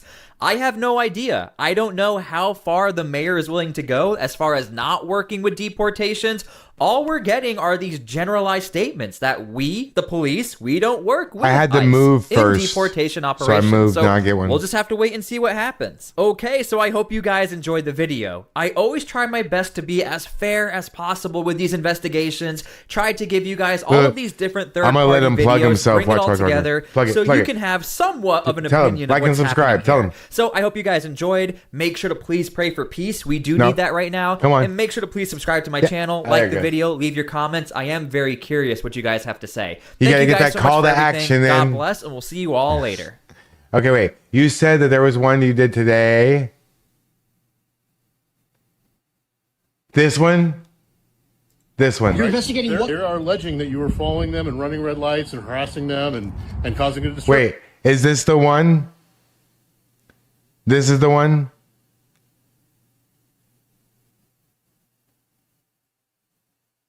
Sheepdog Neon, what's up? It's a show. I'm doing a show. We're gonna get to the Portland stuff, maybe if it's out there. Otherwise, we'll just do a space. I'll push everybody to Rumble. We'll close the YouTube stream and we'll just because I want to try to see if the raid into Rumble actually works. That would be really cool. I got 72 viewers over on Rumble. That's good. Oh, that's so good. That's a good start. Good. You guys are making this easy for me. Okay, let's watch this. I haven't watched this. I don't know what he got. Get ready for this video. There's a lot happening in Oregon right now, so I'm going to do my best to try and break this down. We are seeing a lot of opposition right now against Homeland Security. I move to adopt resolution number 2025-33 declaring and... What's the big black box? You know what? Never mind. I didn't see it. I didn't see the big black box. And I didn't see emergency it. related to the impacts of federal immigration enforcement. If you're unaware, the city of Salem actually declared a state of emergency due to ICE activity in the area. So we're seeing stuff like that, and of course we're seeing more and more clips come out of the entire state of Oregon as far as opposition against Homeland Security. But the federal government must be paying attention. Guys, it fucking happened. The FBI just came to my door. I am fucking shaking right now. According to the FBI, that influencer was reported for some of the stuff she was posting. So we'll watch that clip, but we'll also dig into the other news that's occurring in Oregon as far as the opposition against Homeland Security. Now, if you're sitting here wondering, why do I care about Oregon? Why do I care about Portland? I don't care about this. You probably should care because Oregon is really taking things to a whole new level. Oftentimes we think like Los Angeles, California, you know, that's where there's going to be a lot of pushback. But Oregon, I mean, we have city councils declaring these state of emergencies. I wouldn't be surprised if the entire state somehow declares a state of emergency. So we have a lot to dig into. Now, before we start the video, make sure to please like the video. It's the #1 way you guys are helping this channel, and it also helps others see the videos as well. And I want to make sure people actually see what's going on in this region of the country. Here we go. Why do you have a gun out? Why do you have a gun out? Why do you have a gun out? What's your name and badge number? My name is Sergeant Oblack. Hi. My badge number is 58431. I have Thank you. a camera on too. Thank you. How can I help Well, you? first of all, I'm not blocking my camera, but you can stay right there and we can talk. No, Why I'm are going you? to talk to you, sir. Thank you. Why are you blocking my camera? Because I need to talk to you. I'm right here. Go inside your vehicle, please. Being suspected of a crime. You're being detained right now, yes. By who? By me. For what? I'll tell because I'm investigating. You're investigating They what? They are alleging that you were following them and running red lights and harassing them and causing a disturbance. Just stay separated because all it does by, you know, getting involved, they're just trying to do their job just like we're just trying to do our job. You guys have jobs. You know, you wouldn't want somebody coming into your place of work and interfering with what you're doing. I would if they were kidnapping people. If I was kidnapping people, I would want people to come in and stop me because that's on me too. Okay, so if you haven't noticed, this is a police officer, not an ICE agent, not with Homeland Security. This is somebody who allegedly was following Homeland Security, and this police officer is trying to figure out what's going on. Now, if you're unaware, there are a lot of accusations right now with some of these protesters that the police are in cahoots with federal agents. We have talked about that already in previous videos, but you'll see this is a rather interesting interaction because the police officer is trying to be reasonable. Hey, these guys are doing their job, I have my job, you have your job, let's just all cool it, but you'll see what the response is. That's going to be a difference of opinion that you and I probably aren't going to agree with. If they pull out of this parking lot and I pull out behind them, am I breaking any laws? If you just follow them? Yes. Technically, no. Okay. I don't know. I'd say. So why are you asking us to be separate?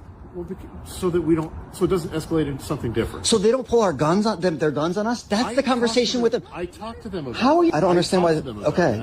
Not to pull guns on citizens? That's not what I was more concerned about them just standing in the middle of the road here with their paintball guns out. You know, there's no need for that. So, you know, we talked about that, okay? So pepper balls. Whatever it is. The best way to prevent this stuff from happening, though, is just to not do it. But both of you guys, they have to do what they have to do. They are doing their job. They do not have to do that. Okay, and just like you have to do your job, I don't know what you're doing. I'm not going to come in and force anything or bother you while you're doing your job. I would want so it's. You know, He's trying to be reasonable. Well, I honestly. Okay, so leave your comments down below if you think that's a rather reasonable response. Ironically enough, you know, we've been covering the Portland protest. I swear to God, I didn't know he was going to say that. I swear that was not a setup. I swear to God that wasn't planned at all. I mean, just great minds think alike. That's all that was. I mean, yeah. This is all the federal government has been asking for. Can you send police officers to talk to people and just let them know, hey, you can film, but can you just try to calm them down? Otherwise, we're just going to have to use federal force against these protesters who cross the line. Now, watch what the response is. See, I was hoping that you'd be a little bit more supportive and a little bit more willing to protect your of the community that you serve. I love this community and I serve it with. But wait, you write transcripts? You write oh my God, I'm a piece of shit. You're so much better at this shit than me. What the fuck, man?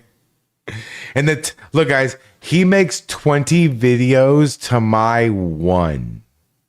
That's the ratio. And all of his videos are like complete bangers. Complete, like 100% scores, and he makes 20 to my 1. I told you he doesn't eat, he doesn't sleep. Right now, you are siding It's with creepy people as who are shit. illegally kidnapping people from our streets. That's not what is happening. So, and I think you know that also. No, that I know that it is. Now, you might be shocked to hear a police officer in Oregon who's not siding with a protester. And we have seen on camera before some police officers, even in Portland near the ICE building, know that what's happening down there is really out of their control. And they would love to try and control the situation. We have to be very careful when we generalize entire police departments because let's remember, these police officers are just doing what they're told from the top, whether it's the mayor or the commissioner. So look, this is probably a lot more common than we think. But here we see a police officer not agreeing with the protester and not even saying, look, these guys are not kidnapping anyone and we both know that. I don't think we've ever seen that verbatim on camera, but we're seeing it now. What's happening? Would you like us to kick them out of the city or something? I don't understand. Right now, I would like you to cite them for no plate. I'm not going to do that. Why? Because they're clearly violating a law. Why don't you do it? You're federal vehicle. So? There are traffic laws in this city that you are able to enforce. So that's what I'm talking about. You're unwilling to write you a ticket then too for running a red light like that. That is a violation. Now, I did not make that jump cut where I sourced this video. I don't know why there was a cut there. I would have loved to see the interaction. But again, this is like classic sanctuary back and forth. You have a police officer who knows he's in a sanctuary state, sanctuary jurisdiction. You have a protester who's saying, hey, you should go write them up for a traffic violation. And he's like, what am I supposed to do? Those are the feds. And before your very eyes, everything else is hearsay. I'm looking at a car with no plates right now. And you can see that too. Yeah, okay. Okay, so leave your comments down below how you feel about that interaction. But this interaction really oh my God, it's not even half over. According to this person, she was visited by the FBI. Now, I actually used to watch a lot of her content in order to get the opposite perspective as far as ICE policies, deportations, homeland security, things like that. Apparently, somebody reported her. Guys, it fucking happened. The FBI just came to my door. I am fucking shaking right now. You recording us now? Yeah. Okay. So I'm here because some folks in the public have expressed concerns about some posts made by a TikTok user, Mossy Matriarch. Okay. Is that your account? Yeah. Okay. So some people have expressed concerns that some of it might be inciting violence. Okay. What are your thoughts on that? Are you trying to do that? No. Do you have any intent on committing violence? Everything I've tried to post about is like, let's be as peaceful as we fucking can. Okay. And that's the stuff I've been trying to encourage and stuff. I am supportive and protective of anyone who are trying to keep things peaceful. I appreciate you saying that. Do you know of others who are attempting to incite violence? Not off the top of my head. Okay. Would you report someone who was doing something like that? I mean, I have never really reported anybody for anything, really. Okay. I just stay out of other people's business mostly. Even if they're supporting violence? I mean, if someone was saying they're going to kill my neighbor or something. Here's the reality of the situation. If she's getting visited by the FBI, according to her, I've already said this before, I would not be surprised if other influencers might start to get a visit from the FBI because the Trump administration and really Homeland Security, I mean, they're very open to receiving any sort of tips, and the FBI, they're open to receiving tips. If there's some sort of report that it looks like someone is inciting violence, you might get a visit from the FBI or a federal agency. So I am not surprised this is happening, and I do think we will see more and more of this. Just a few days ago on my own channel, we actually talked about how there are people who got charges, some are found guilty of posting on Facebook and inciting violence. So this is why I'm not surprised. And I'm not saying she did that, but I'm just trying to say this is becoming common. Okay. Yeah. Okay. How about anyone who's interested in committing damage to federal buildings, county buildings, state buildings? Know anyone doing that kind of stuff? No. Okay. Would you report that kind of activity? If it's not someone I know personally, I don't really care that much. Okay. As I said, like, I'm interested in protecting First Amendment speech. Sure. But when someone is talking about hurting others or trying to get others to hurt people, that's where I have to go knock on doors and talk to people. Yeah. Am I missing anything? you support the use of political assassination to silence people you might disagree with? No. No. Would you ever advocate for the use of violence? As you can see, these are very direct and very serious questions, and the implication we're getting here is that these are the accusations made against her, and these federal agents, according to the person filming, it looks like these agents are just trying to relay the question, hey, are you doing any of these things? To harm people you disagree with politically? No. That's all I got. Thank you for your time. All right. Have a good one. All right, before we continue, I just want to do something real quick so I know the direction. I'm trying to get a feel for what you guys want and how I can make sure that we keep going like this. 240 something. That's really good. That's really good. I am not just a restreamer, and I'm going to keep going, and I'm going to prove it. So here's the thing. We're going to finish this video. I have several other videos queued up. I'm going to tell you what they are, okay? Number one is over the weekend, Donald Trump gave a speech at a black tie ceremony.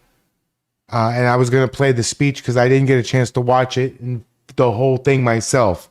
Also, Pete Hegseth gave a 45-minute speech.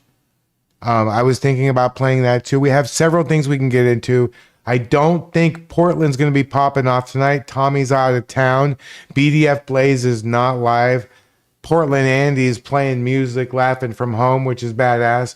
The BC Preacher is giving a big, long speech. Nobody's going to be out there. So my choices are to do a couple more videos and call it a night. But I did want to try the raid from YouTube to Rumble just to see if it works. But Spin City News has a space open. So we could either finish the T-Sply video, which is really good, and then close the YouTube stream and move on over to Rumble and do the X space on Rumble so that y'all can say whatever you want. You're not screwing my channel over. You can say whatever. We can do the space and we can test all that stuff that works. Well, eventually we will get to that, but whether you want to do it now or later is the thing. So I'm going to do a poll. Do the poll on YouTube. Trump speech plus from black tie event and more videos, or X space and move to Rumble. No, we're not. We're not T-Sply. We're not about to dip. I just want to see what they want. Oh. And we're going to finish this video. Thanks for... Hey, shout out to T-Sply for allowing me to watch his videos on a regular basis. He could easily be an absolute prick about that and not allow me to do that. Really. He's such a good guy. Seriously. He deserves all the success he's gotten. What a good soul. He's a good guy. Good guy. You know what, T-Sply? I'm about to dox him. Not really. You know what he loves? I'm going to tell you what he loves. He loves making videos. He loves his wife and his kids, and he loves Jesus. I'm serious. That's his shit. And he's happy about that too.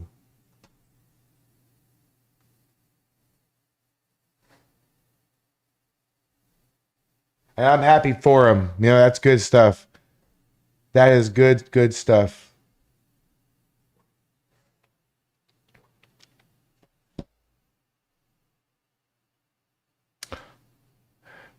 Yo, are you serious?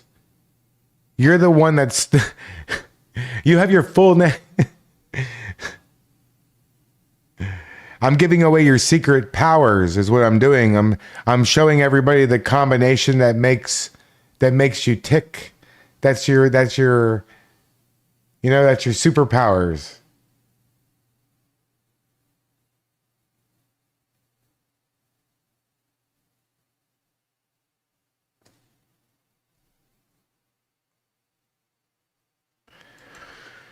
Oh no, it's 50-50. Oh, that's bad.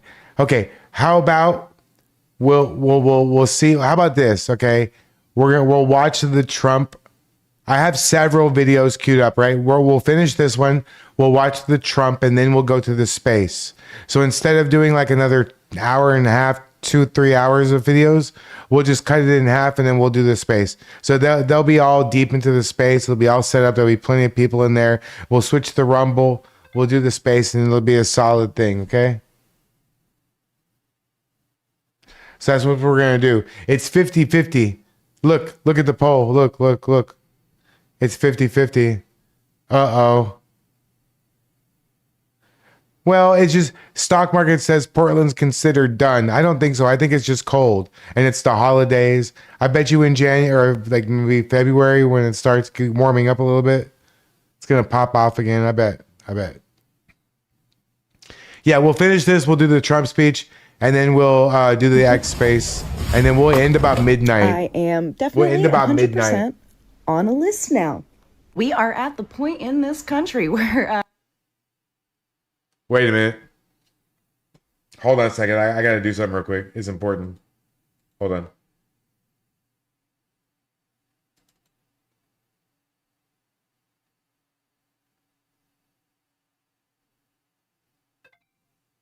Stand by.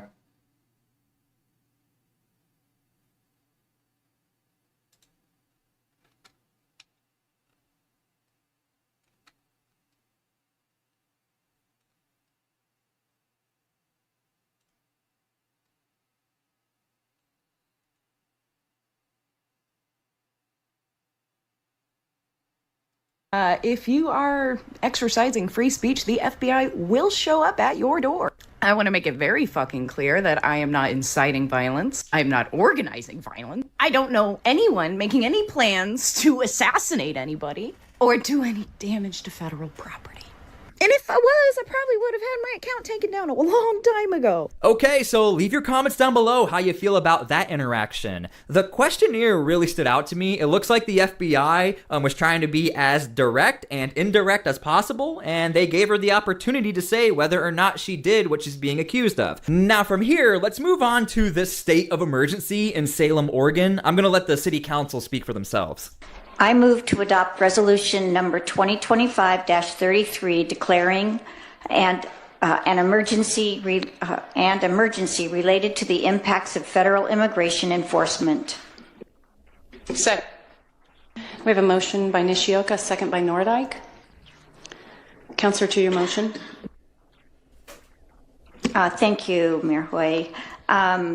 I think we have all heard a great deal of testimony, and again, thank you all for coming forward and presenting your information. I also appreciate those that have left. We also received written testimony this week and last week, so again, thank you for all of that. I know that this is difficult for all of us, and it is not easy for us as we sit in this chamber trying to figure out how we can help and what we are able to do. And remember, this is all in reference to ICE. I cannot recall other territories or cities, this is only happening in Oregon right now to my knowledge, where we are seeing the state of emergencies or a heightened alert to a near state of emergency as far as deportation operations, because I have no idea legally what this even means. I'm just going to be honest with you, but it is happening. I know that this has impacted me personally. I will add that my husband is American Japanese.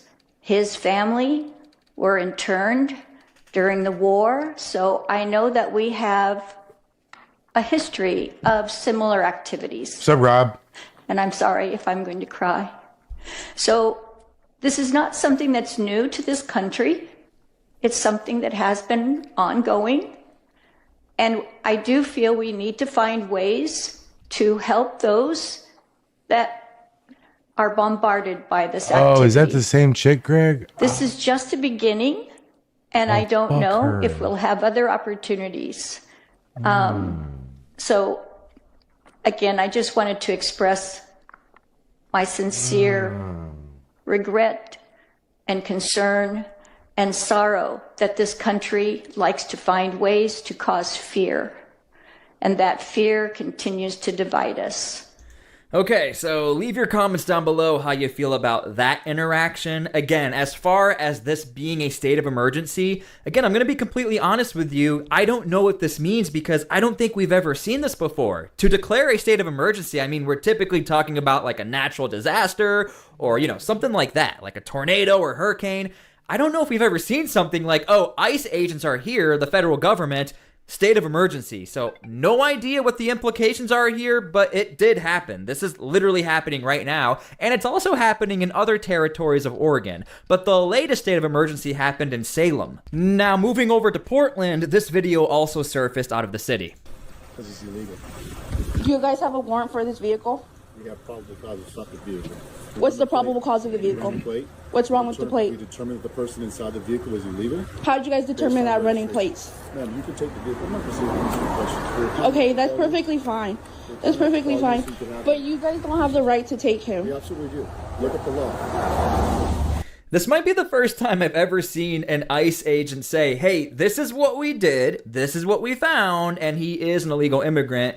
And she almost was just like, okay, but Thanks at the same for the time, 5 you can't gifted take spin. him. I've never seen an interaction like this outside You don't have of to do Portland. that, dude. Do you have an ID or something? Hey, save it for Rumble. Oh, I have to adjust my prices on Rumble. Hold on. How do I do that? And you can't speak to her, she's underage. Where are you guys transporting him?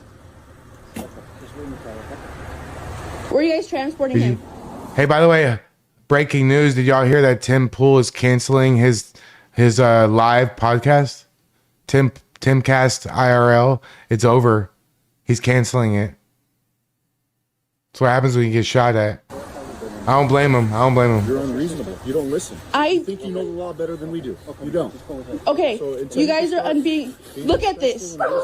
I'm not being disrespectful with you. You guys are taking our father. Now, I don't know if you guys are noticing this. If you are watching these different type of clips, I am noticing that Homeland, they're starting to talk back and starting to talk back with an education piece as to what's going on here. Under no circumstances is ICE or Homeland Security, they really don't have to say what's going on. They don't have to tell you that. But I'm noticing in a lot of the different clips I have been covering for YouTube and you guys to see, the ICE agents are saying, you know, we're doing this because of this. This is the law. And it really gives the person who's filming not a lot of opportunity to try and get away from that because the law is the law.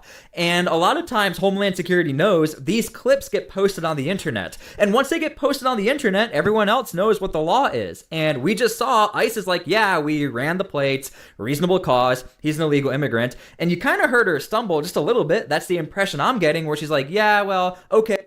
Lorraine, yeah, I'm still on YouTube right now. Right now, I'm streaming on YouTube, Twitch, Kick, and Rumble.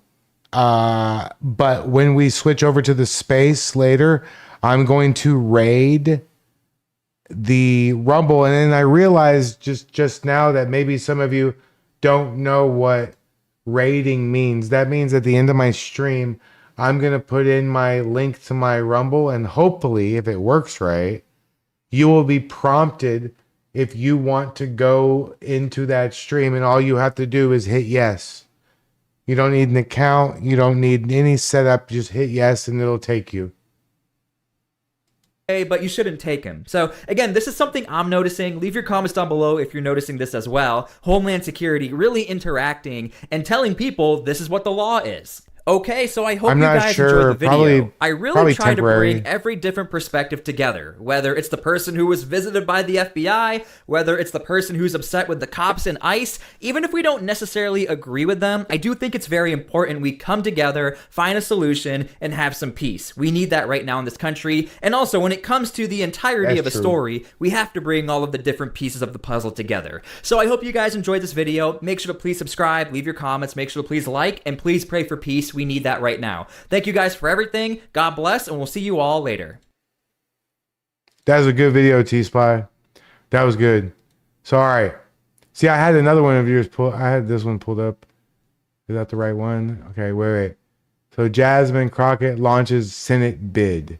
So, Jasmine Crockett wants to be in the United States Senate since how she got her seat yanked from her. Rocco. Yeah, Rocco, we're we're going to start doing the protest stuff in the spaces on, not on YouTube, but just on Rumble. So we can say what we want and not have to have that burden of any sort of copyright infringement or, situation or like a content strike warning or any of that sort of thing. I want to make sure that we follow the rules, Rocco. You understand? In the spaces, who knows who's going to come on there and drop some wild stuff, Yes, I'm going to vote for Jasmine Crockett to be head cashier. That's the perfect job for her. Head cashier. I wouldn't let Jasmine Crockett wash my car, T-Sply. And don't dox my car, T-Sply. I don't want to have to answer all the questions concerning it. Don't even say what kind of car I drive, please. Yes, Tony P. Yes, that is correct. I am secretly in a love fest with it. No, I'm not. The answer to that question is myself, but that's another story.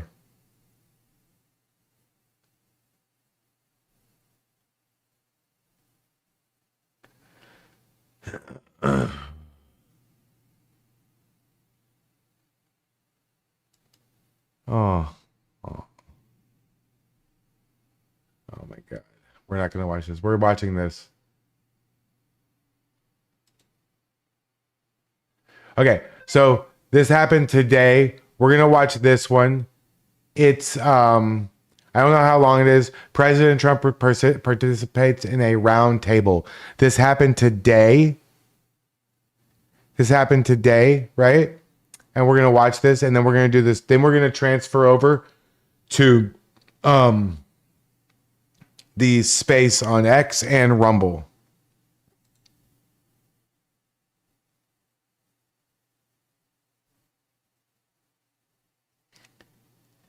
Yeah, Spin, that's probably not the best. Well, he doesn't use the same program as us, man. It's not what you think. Hold on, let's back up just a little bit. Okay.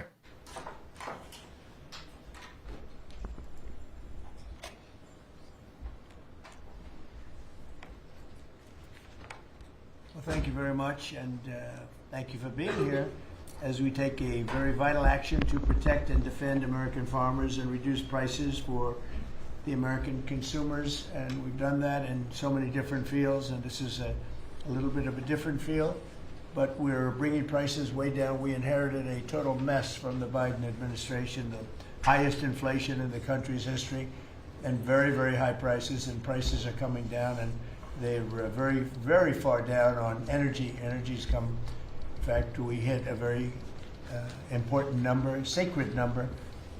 We had 3 states in the last 2 days, reported by our energy group, a group of very strong energy people, who said we hit $1.99 a gallon in 3 different states, and that's an amazing accomplishment because the gasoline prices are coming down. When gasoline comes down, everything, it's such a big category that when gasoline comes down, sort of everything sort of follows. But we inherited a mess. Affordability, but you can call it affordability or anything you want, but the Democrats caused the affordability problem, and we're the ones that are fixing it. So it's a very simple statement. They caused it, we're fixing it, and they have a tendency to just say this election's based on affordability, and nobody questions them, John. Nobody says, "Oh, well, what do you mean by that?" But they just say the word. They never say anything else because they caused the problem, but we're fixing the problem. And we're pleased to be joined today by many of the wonderful members of the farming community, as well as the Secretary of Agriculture. Yeah, Colleen, I'm not really huge fan of that guy. He's weird. Secretary Scott Bessent, thank you very much, Scott. Senator John Bozeman, thank you, John, good job. John Hoeven, thank you, John. And Deb Fischer, thank you very much. as well as Representative Austin Scott, who's been with us right from the beginning. Thank you, Austin. Good job. I'm delighted to announce this afternoon I'll be right back. States will be taking a small portion of the I got to pause for the cause. You know what I mean? We receive in tariffs. We are making a lot of money from countries that took advantage of us for years. They took advantage of us like nobody's ever seen. Our deficits are way down because of tariffs. I guess because of the election. Because without the election, you wouldn't have tariffs. You'd be sitting here losing your shirt. But we're taking in billions. We're really taking in trillions of dollars, if you think about it, Scott. Because the real number is, when you think of all the money being poured into the country for new auto plants and all of the other things, AI. So what we're doing is we're taking a relatively small portion of that, and we're going to be giving and providing it to the farmers in economic assistance. And we love our farmers, and as you know, the farmers like me, because based on voting trends, you could call it voting trends or anything else, but they're great people. They're the backbone of our country. So we're going to use that money to provide $12 billion in economic assistance to American farmers. $12 billion is a lot of money, Merrill.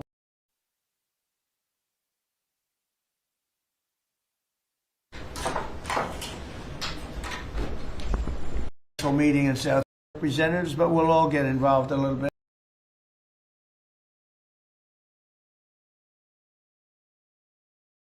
The volume is way better now, but it restarted it. I don't know where the hell we're at. I'm just gonna like 7 minutes in. To buy rice, okay? Absolutely. So I also proudly signed into law the largest tax cuts in history. Sorry if I missed a couple minutes of it. Beautiful bill, the monumental tax relief bill that is benefiting very, very strongly, benefiting the American farmer. And I think also for farmers, we have, as you know, and we got this, the estate tax, or the death tax, as they call it, on farmers, on small businesses. You don't have to pay it anymore. A lot of farms, you love your children, and your children are great, and they want to be farmers, and you leave the farm and your children, and a lot of farms are, sort of cash poor, land-rich cash poor, and the kids would go to the local bank or to any bank, and they'd borrow money to pay the estate tax, and they'd end up losing the farm. They go bankrupt, and a lot of debt too. Literally, because they love their farm and they love their business and they love that way of life, they end up committing suicide. A lot of suicides. We have no more estate tax. How about that? Do you have children? I do. Well, let them know. Now, if you love your children, then it's good. If you don't love your children, you don't have to leave them anything. It doesn't matter what I just said. They're still young. I still love them. I have a feeling you love them. I still love them. I have a feeling you love your children. But the estate tax is a very big thing. So you don't have estate tax. You die, you leave your farm or whatever, or small business. Colleen, you do not like him, don't you? Estate tax. It seems to affect I can the farmer tell more than anybody else. Because you can have a farm that's very valuable, and therefore you have to pay. Okay, so somebody asked, Haunted Minds TV, Portland has faded out, I'm guessing. Well, the thing is two things. Number one, Tommy is away on vacation with his wife all week, so he's not there. Hold on. Copper Lawn over on Rumble with the $5. Hey, Clyde, longtime watcher. I love your streams. Hey, man, thank you so much, man. That's so generous of you. Awesome. That's so nice of you. Thank you. And secondly, it's cold as shit right now in Portland, Oregon. Those two factors, and it's the holidays too. A big value. It's going to be slow for a little while. We're a show, though. I'm a show. Production is a big part of how we will make America affordable again, and bring down grocery prices for American families. And again, these are prices that we inherited. When I left, we were doing incredible. In 4 years, what they've done to this country and so many, and not even mentioning the border and the criminals allowed into our country and all of the others. So I just want to say it's a tremendous honor being with you. I'd now like to ask Secretary Rollins to provide some of the details, followed by Secretary Bessent, Director of the National Economic Council, Kevin Hassett, Senator Bozeman, Representative Scott, and then we go to a couple of the farmers' representatives, but we'll all get involved a little bit. You can speak. Anybody is shy to speak in front of the press, and I don't blame you if that's the case. But farmers, Court Holub and Merrill Kennedy will say a few words also, and then we'll have a little discussion, okay? Madam Secretary. Thank you to the greatest boss in the world for a long time now. Right, It's just an Colleen honor to knows. be That's here. what I'm gonna saying. keep my comments Right. very short because I really want to make sure that you and the world gets to hear from our farmers. So a couple of quick points. Number one, this country and our farm economy is facing a crisis that we inherited that most of these farmers have not seen in their lifetime. Profitability is down. It's just one crisis after another. When we came into office, sir, when you did and you were sworn in on January the 20th, as you mentioned, not one new trade deal had been struck in 4 years. The cost of inputs for our farmers, fertilizer up 36%, manual labor up 47%, interest rates up 73%. When you combine the cost of inputs for our farmers married to no new trade deals, and then you're facing an administration whose priorities were DEI, climate change, putting the farmer aside. I mean, it was an absolute war on agriculture and on our rural communities. That all changed on January 20th. So as, sir, we are working, and you have been just so resolute. I mean, these are our people. Rural America is the fabric of our country. This is the way of life that preserves the American dream for the next 250 years as we celebrate the first 250 years. So we began to go to work immediately. What these elected officials sitting across from us did with the One Big Beautiful Bill, with a lot of help and direction from you, was the largest investment in rural America in any of our lifetimes. We will begin to see that effectuated next year in 2026. As we have fought to bring input costs down, you have talked about, and even this weekend did an executive order, signed one, on looking into the reason that so much of these costs have been driven up over and over. Equipment, again, fertilizer, seed, et cetera, et cetera. We have to make sure we understand why that is. And then the continuing of the additional trade deals across the world. And no longer will America be held and beholden to the regime of other countries' tariff infrastructure. Instead, we are moving our products out across the world. Speaking of tariffs, the more I have to stop a little bit, the more you know, this country, and if you're a student of history, even a little bit, you know this already. This country used to completely be run on tariffs. And at that time, we had more money than we knew what to do with. It wasn't until they instituted an income tax that we actually started to have a national debt. We fucked up. We made a huge fucking mistake by stopping the tariffs back then and putting in where the people paid the money. It's fucking retarded. Ooh, I can't say that word. See how hard it's going to be for me not to say that? I almost said it. I was this close. I said like 25% of it. I gotta be careful. Well, hello. Having said that, and we have been listening to the farmers for the last 10 months, 11 months, sir, that the bridge that is needed to get from the last administration, Joey, yes, that's what I'm saying. Yes, basically happened under the last Joey, president and the last U.S. Department of Agriculture, to this new golden age for farmers, where instead of farming for government checks, they can farm to feed their family and sell their products and pass it on to the next generation. That this bridge is absolutely necessary based on where we are right now. So, as the president said, we are very pleased to announce that today we are going to be effectuating an $11 billion bridge payment to our farmers. The money will move by February 28th of 2026, but by the end of this month, so just in the next couple of weeks, every farmer that is able to apply for it will know exactly what that number looks like. So as you are going to your lender, as you are working to ensure and understanding what you can plant for next year, you will have that number in hand. And we will continue to talk to our farmers, continue to understand exactly what this looks like and what is necessary. Yes, I have like NASA level screens. Sky Pilot Girl, I see both YouTube and Rumble and Twitch chat. That's how many screens I have. So yes, I do see that. Wait. Oh shit, Clyde, what did I do? What happened? What? What's happening? What's oh shit? What happened?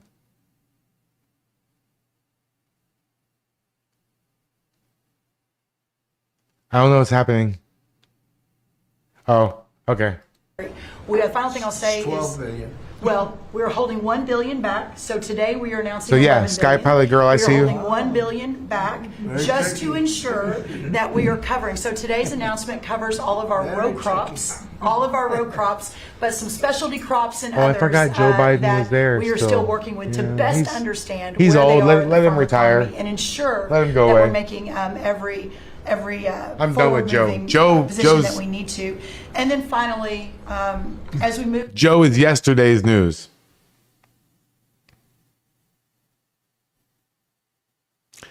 I don't. You know what really irks me, and yes, I said irk. What really twists my. Never mind. I'm like a little bit more than half of Donald Trump's age, and that man has way more energy than I do. I have no idea how he does so much shit all the time. I can't even like do the dishes. I have no idea where he sleeps for 3 hours a night and he eats McDonald's. I don't understand. And he doesn't drink coffee. He's never had coffee. How is that? To this new golden age for agriculture and for rural America as we continue to fight for these farmers and ranchers, their way of life, and those that are represented here represent hundreds of thousands of farmers across this country. Just know that this president, I have never been around anyone who every time we talk, he asks, how are guess who this my is? farmers? Oh no. Every single time. So we will never stop fighting. We will make sure that we're doing everything we can to ensure the next 250 years is just as bright, if not brighter, than the last. So thank you, sir. Brooke. Thank you. And this money would not be possible without tariffs. The tariffs are taking in, hundreds of billions of dollars, and we're giving some up to the farmers because they were mistreated by other countries for. I'm trying to look sideways. I see your pictures with Tommy. I can't make it out. It's hurting my neck trying to see your picture because it's like 90 degrees.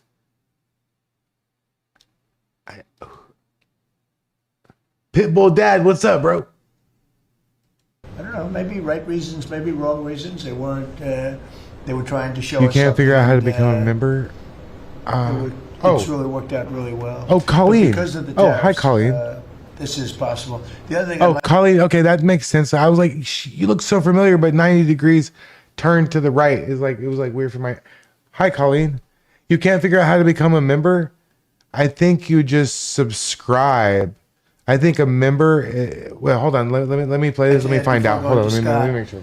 And I think it's very important. We're going to also give the tractor companies, John Deere and all of the companies that make the equipment, we're going to take off a lot of the environmental restrictions that they have on machinery. It's ridiculous.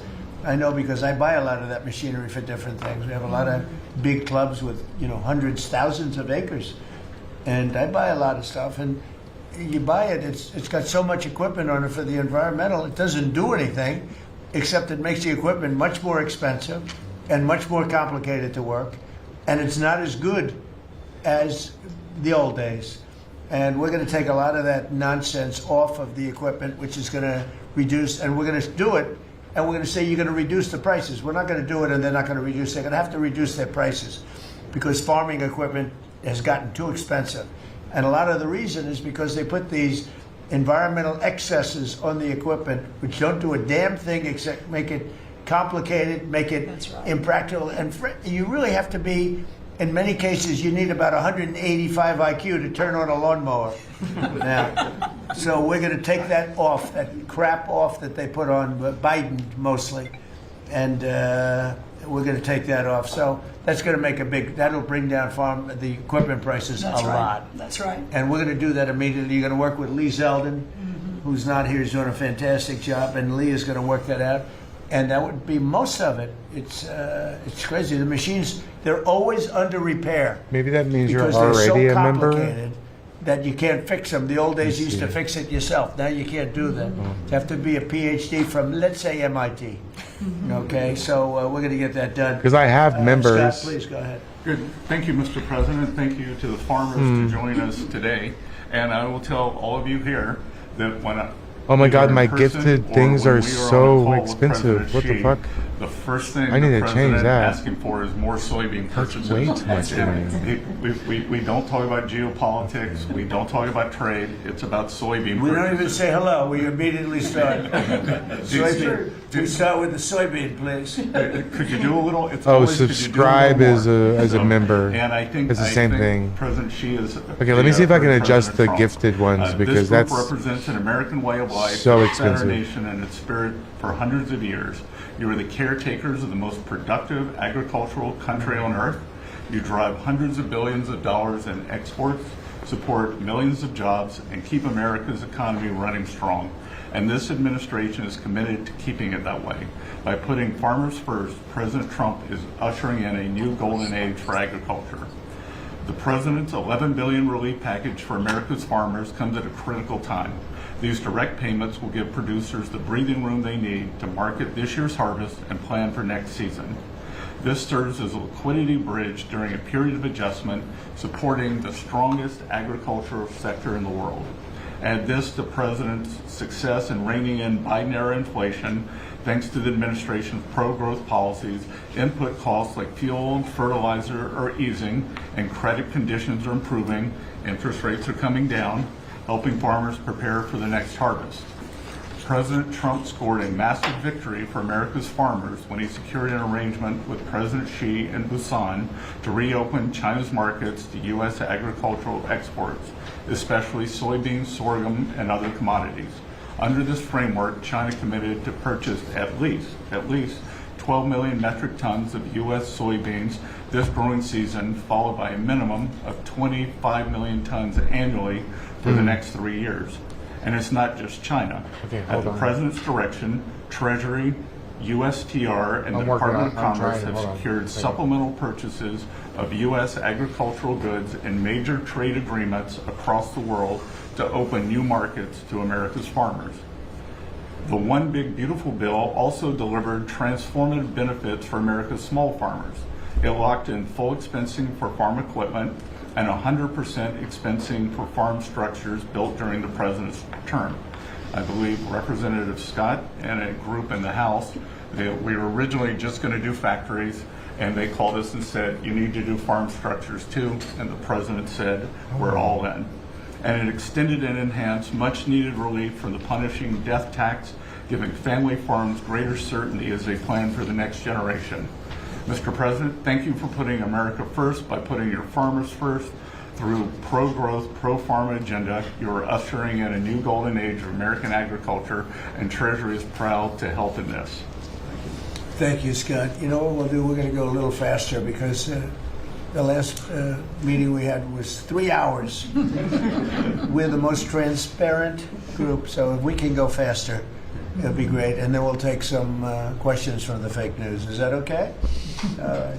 Kevin, go a little fast. Kevin. Spin, stop, you go stop. Really fast, sir. Yeah.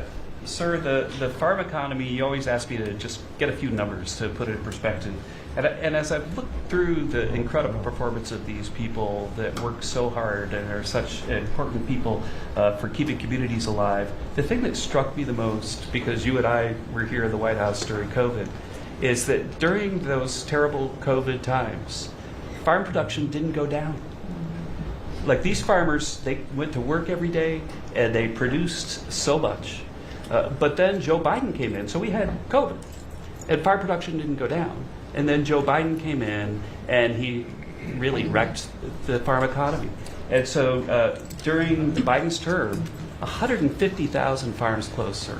150,000 farms closed after we went through COVID and we didn't have a problem. Now, why did we do it? Why were we able to do that? I'm going fast. The first is that, do you know that expenses for farms fell 5% while we were here because of all the things that we did, expensing and everything else? But under Joe Biden, they went up 13% because of all, the regulations, energy, everything else. But the thing that really jumped out at me the most is because you had high growth and low inflation. Interest expense for the farm economy fell $120 million per year while you were there in the White House. But under Joe Biden, it increased by $8 billion per year. And so you wonder why it is that we need this $11 billion, maybe $12 billion to build a bridge loan to America's farmers. It's because we know how to fix it, but there really was a hole that was dug in the previous administration. Thank you. Hope this passes out. Good. That was quick. That's good. Appreciate it. Senator, please. Yes, sir. No, thank you so much. Thank you for convening us this great announcement and all your hard work for farmers. I think I was reading the clips, and I think yesterday you talked about, Mr. Secretary, about farmers needing certainty, and which is so true. This bridge note is one of those things that provides certainty. I also, as I was reading that, thought to myself, the one thing that farmers can be certain of is the fact that you've got their back, and you proved that through the years in the last administration and now this. I was giving a presentation to the Senate a while back, and I was talking about us having the cheapest, safest food supply of any place in the world. It's not just about the farmers in rural America. And so Marco Rubio was sitting by me prior to coming over here and becoming the great Secretary of State. But he punched me and said, "John, always remind him," he was head of the Committee on Intelligence then. He punched me, he said, "Always remind them, food security is national security." So this is important for so many different reasons. And again, I appreciate you for recognizing that, not only now, but when you were campaigning in your first election, how you treated the farmers in your first administration, and now stepping up. So we look forward to helping you. If we need some additional help, looking to Congress or whatever, we'll be there for you. So we're taking in so much money with the tariffs now that it's such a pleasure. Without it, we wouldn't be able to help you. We're making our country, we're the richest country in the world now. And, we have a big decision. Hopefully we're going to get the right decision. It's such a big thing in the Supreme Court right now. We have a lot of bad people opposed to us, people that hate our country. Other countries are involved. Some real sleazebags that I know, political sleazebags. Sorry. And sorry. They're trying to take that away from us. And we have other methods, but they're not as powerful. They're not as quick. Some of the wars that I solved wouldn't have been solved using those methods. So it's a very important thing, the tariff. The decision of the Supreme Court's a very important thing. And Scott, we can do it other ways, but it's slow and it's cumbersome, and it doesn't have the power. It doesn't have the national security power that we have. So I hope we're going to be successful. That's Copper lawn right below the Austin, chat. Please. Thank you, John. Right below the chat. President, I'm trying to adjust thank you for the it. selection of Brooke Rollins as Secretary of Agriculture. That was a big first step. You want to keep her? Absolutely. Can I absolutely butt in and second that? She's not only her, but her staff does a tremendous job. I agree. And remember eggs? Remember we came in and absolutely the people in the media. I'm going to be nice. People in the media were 3 days into offices here, right? They say egg prices are up like 90%, more than that. And I said, I just got here. I didn't know about it. Anyway, she got those prices down to below what they were before. She's doing a great job. Now beef is starting to come down, and some other things are starting to come down. Again, we inherited these problems, but we're getting them down. Go ahead, please. She's a fact-based decision maker, and the egg issue is where I learned about her. She said, we're not going to use a vaccine that doesn't work. We're going to develop a vaccine that does. And that is 100% what it takes. And so we have to make decisions based on facts. And President Trump, the trade issues, I want to thank you for exposing what other countries are doing to us. Yep. I want to mention one specifically for the benefit of Kevin and Scott. I hope they're paying attention to it, but the European Union deforestation regulation, where they are imposing on our landowners rules that were established for Brazil, and now they're telling the American farmer what they can and can't do on their own land through this European Union deforestation regulation. What does that tell? Explain that. They are telling the American farmer that if their timber is cut and they are going to use that land for pasture land or for production agriculture, that they will not take the timber or the byproducts from the sale of that timber. And I have talked with James a little earlier about we need to make it clear to Europe, Mr. President. If you could give me a 2-paragraph statement on that, I will give that to them, and they will do what they have to do. Yes, sir. We're always helping them, and they do this kind of stuff. And they pass little regulations that cost billions of dollars. It takes them 2 minutes to do it. They do it. Very tough. No good. You give me a couple of paragraphs. That's all. We don't have to do a lengthy study, and I'll get that changed fast. Okay? Thank you very much, President. We love you. It's incredible. It's incredible. I mean, every day it's something else. A country that can't feed itself doesn't know what freedom is. And so thank you for making sure that our farmers have the tools that they need so that we as a country can feed ourselves. Well, just what you said to me about, the European Union. I think that's the European Union, right? We have to be able to act quickly with tariffs. We can't just, go to a committee, go to a study that takes 7 months and talk. We got to be able to act quickly. So thank you very much. Thank you. Yeah. John? So thank you. I think that's the message from Farm Country is thank you very much. In the Working Family Tax Relief Act, or as my young staffers call it, OB3, there is a tremendous amount for farmers and ranchers. You mentioned the credit as far as estate tax, which is so important. You analyzed it just right. But also in there, we enhanced ARC and PLC, which is a countercyclical safety net, thanks to the strong leadership of Senator Bozeman and our colleagues in the House. But we also included the Farmer Act, which was my bill to make crop insurance more affordable. These tools will kick in next year, Mr. President, in a big, big way for our farmers. Big time. And people aren't even really looking at it yet. But it's going to be a very big deal. So today is all about bridging to get there. And I want to thank Secretary Bassett and Jameson Greer. They're tremendous. And they're negotiating hard out there for farmers and ranchers. And I know it's because you're setting the tone. But this is that bridge. And so we need to come back to Secretary Rollins. Thank you. Your leadership on this was vital. And Mr. President, you're right, they love you in Farm Country out there.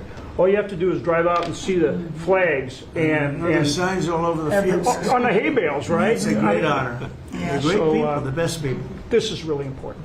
Really important for our farmers and ranchers. Thank you very much. You're doing a great job too, John. Thank you. And whatever we need, we get through the Senate, we get through the House, we'll get it done. I think we'll start maybe with Court Hollop, and you come from a place that I'm very happy with. I hail from the great state of Iowa.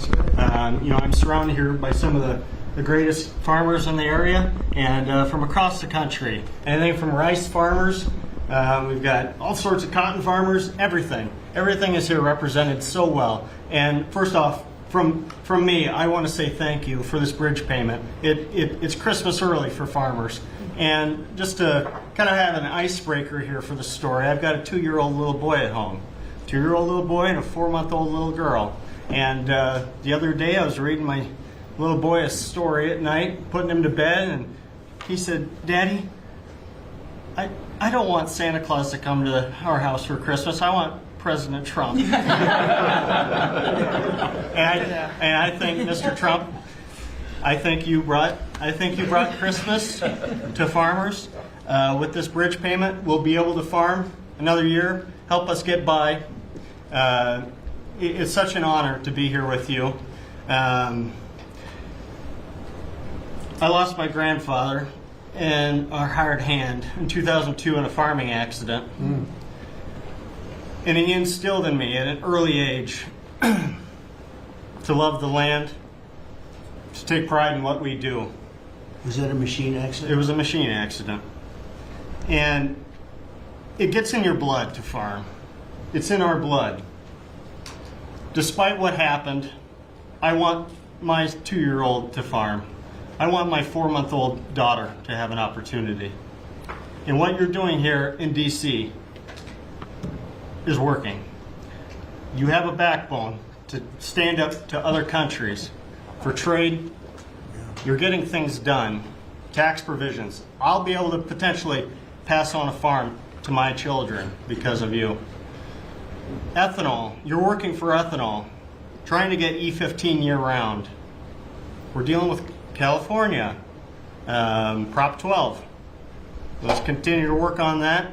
I think we can have a lot of domestic product used here in the country, and we can keep America first, and you're good at that. That is who you are.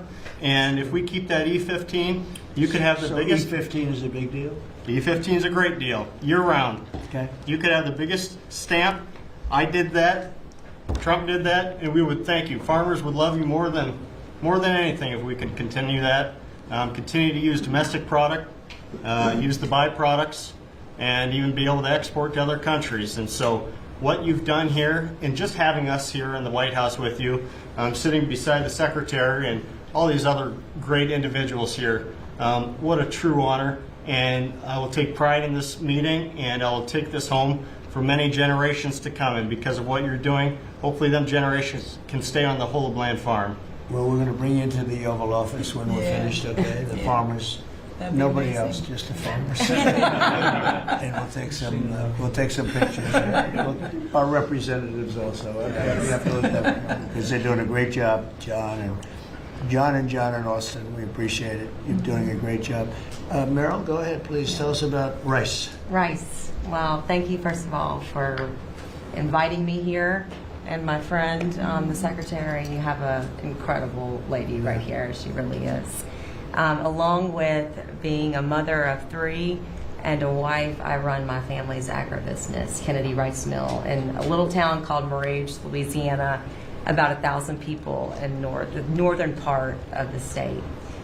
We employ around 150 people taking rice from the field to a finished product, supplying some of the largest food companies that many of you would know here domestically, but also abroad. And my sisters and I, because there is 4 of us, right? I'm the youngest of 4 daughters, started our own rice brand a few years ago to just tell the story of American agriculture that hadn't really been told before.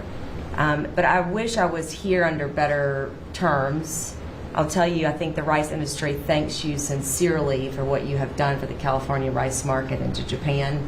It has been monumental for our industry, but us in the South are really struggling. I mean, this is not just a crisis. I would say it's almost a market dynamics that really are true anti-competitive nature, right? So it follows what you sent out this weekend. And we do believe that countries are dumping rice into this country today. We've never seen imports this great. Which countries? India, Thailand, even China into Puerto Rico. Puerto Rico used to be one of the largest markets for U.S. rice. We haven't shipped rice into Puerto Rico in years. So this has been happening for years. This didn't start during your administration, but unfortunately, we're seeing it in a much bigger way now. The tariffs are working, but we need to double down because you want more. I mean, they're cheating, right? They're they're just subsidizing and then India. Tell me about India. Why is India allowed to do that? They have to pay tariffs. Do they have an exemption on rice? No, sir. We're still working on their trade deal. So yeah, but they should be dumping. I mean, I heard that from others. So you can't do that. There's a WTO case against India now. Give me the countries, if you could. Go ahead. India. Who else? So India. Mark it down. What's your skin? Yes, sir. India, Thailand, China into Puerto Rico, not into the continental U.S., but into Puerto Rico. Those are the main culprits. So Puerto Rico used to do a lot of business, and now you 100%. Puerto Rico was U.S. based. All right. And so now easy to settle. Okay. But there's others too, and I can get you a full list. Give me a full list. Yeah. Of course I can. All right. So go ahead. So truly, this is a national security issue. I think you put it just Y'all are gonna feel so. YouTube and Rumble are so similar. Polly, you're not gonna have any problem at all. It's literally the same thing with just way less restrictions and better video quality. perfectly. And so I want for all of us in the room to know the that icon is rice different is more than for just the a app. That's the commodity. only It's difference. A currency in many of these countries. And you love rice, right? I love rice. Yes, I'm going to get you to love rice too. You know, the next time you're not going to have a button for a Coke, you're going to have a button for a rice. But The farmers love what they do. Yeah, That's true. Well, our farmers can feed this nation and many nations abroad, but we need fair trade, not free trade. Yep. And so we appreciate what you've done today. We appreciate what you did in the big, beautiful bill. I mean, my word, you really changed reference prices.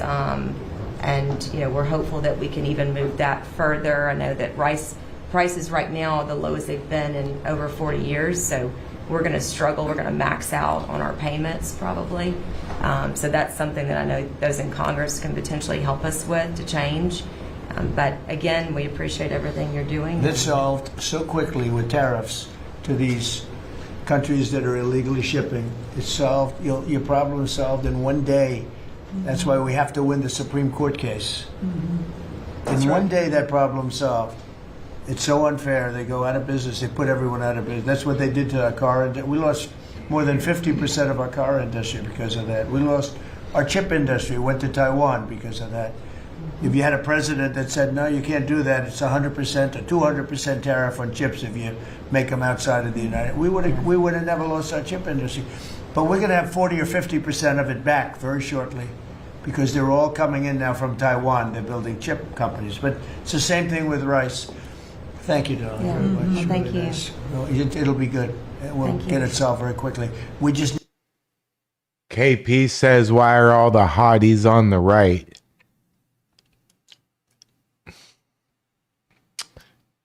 Brains and common sense is sexy, man. I don't know what to tell you. I mean, if you think about it, all the liberals being all weirdos and wanting that A word for their unborn situation and all that stuff. I mean, okay, so there's going to be more of us. Just give us the names of the countries. Yeah.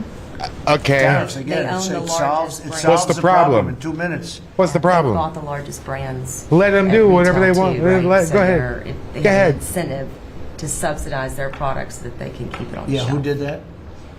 The Indians own the two largest brands. All right, then we'll take care of it. Thank It's so easy. So, do you have any questions? Yes. That's weird. How about keeping it on farming? That's weird, Greg. You're I don't know. answered all of my questions Boats. on farming, but I do Something, have yeah. Do you have a farm Mr. question? President, in the interest of affordability with this aid package, I assume that that's something you want consumers to see before midterms next year. How quickly will that affect prices at the grocery store? Well, I think the prices are going to be going down already. I mean, the prices are way down. We brought prices way down from what it was. We inherited high prices. We inherited the biggest inflation in the history of our country. That means prices going up. And we brought it down very substantially. Now inflation is essentially gone. We have it normalized, and it'll go down even a little bit further. You don't want it to be deflation either. You have to be careful. But we brought it way down. We had inflation that was the highest in the history of our country. They say 48 years, but I say the history. 48 years is pretty bad too, right? So we're solving those problems. We're bringing them way down. Yeah. Would you consider MAHA incentives? Farmers like those MAHA guidelines. Yeah. So I mean, they do. We like MAHA. How do you feel about Yeah, let me answer that. So this is another reason, I didn't mention it, but this is another reason I think that what we're moving into is a golden age for agriculture. As Secretary Kennedy and I, and across our cabinet with the president's leadership, focusing on making America healthy again, the undergirding foundational effort in that is our agriculture industry. It is our farmers and our ranchers. So as the new dietary guidelines come out in early January, where USDA alone spends $400 million a day on nutrition programs, that's a whole other SNAP, fraud, etc. But when you think about what a market mover that is, as we begin to move the market toward more locally produced, American-made, healthier products closer to the schools, the hospitals, etc., you again begin to open up so much of the market for Hopper Lawn, the you're great right. products produced You're by right. these farmers instead of ultra-processed foods out of a box. So there's a lot that's going to be coming on that as well. I'm really Mr. excited. President, I have a question. It's not related to farming, but if you'll entertain, And by the way, somebody said something about being gay over on Rumble, and I just want to let you know that we love gay people. It's all the trans weirdo that target the kids is the problem. So don't think that like we're like MAGA is not like anti that. We're anti exposing kids to sexual things. That's it. Like doesn't matter what you want to do in the privacy of your own home, but when you want like people to take their kid to a drag queen show and like teach a 10-year-old they could be the other gender, that's where the disconnect happens. You know what I mean? So you're good. You're good. Don't feel weird being here. You're good. I'm Kara from Lindell TV, Kara Kashnova, and I'm not fake news, just so you know. And everybody's talking about the pipe bomber over the weekend, the suspect that was taken into custody. I reported on Biden's kangaroo court for 4 years. And this is an important question to me. Everyone knows that J6 was a Fed's direction to set you and your supporters up. So my question is, what's your gut instinct about the pipe bomber suspect taken into custody? Does your instinct tell you that he acted alone? And also, Mr. President, how do you feel about the lead prosecutor on the pipe bomber case?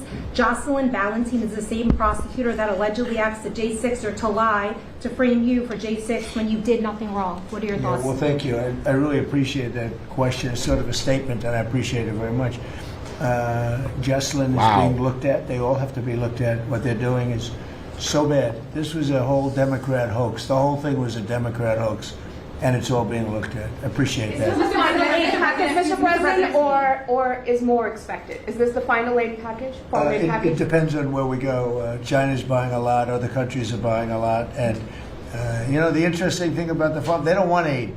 They want to just have a level playing field. No, please. I've seen that more with farmers than anybody else, any other industry, right, Deb? Right. We've seen it more with farmers where I've had meetings like this, and primarily in the first term, and we did a great job. We turned it around.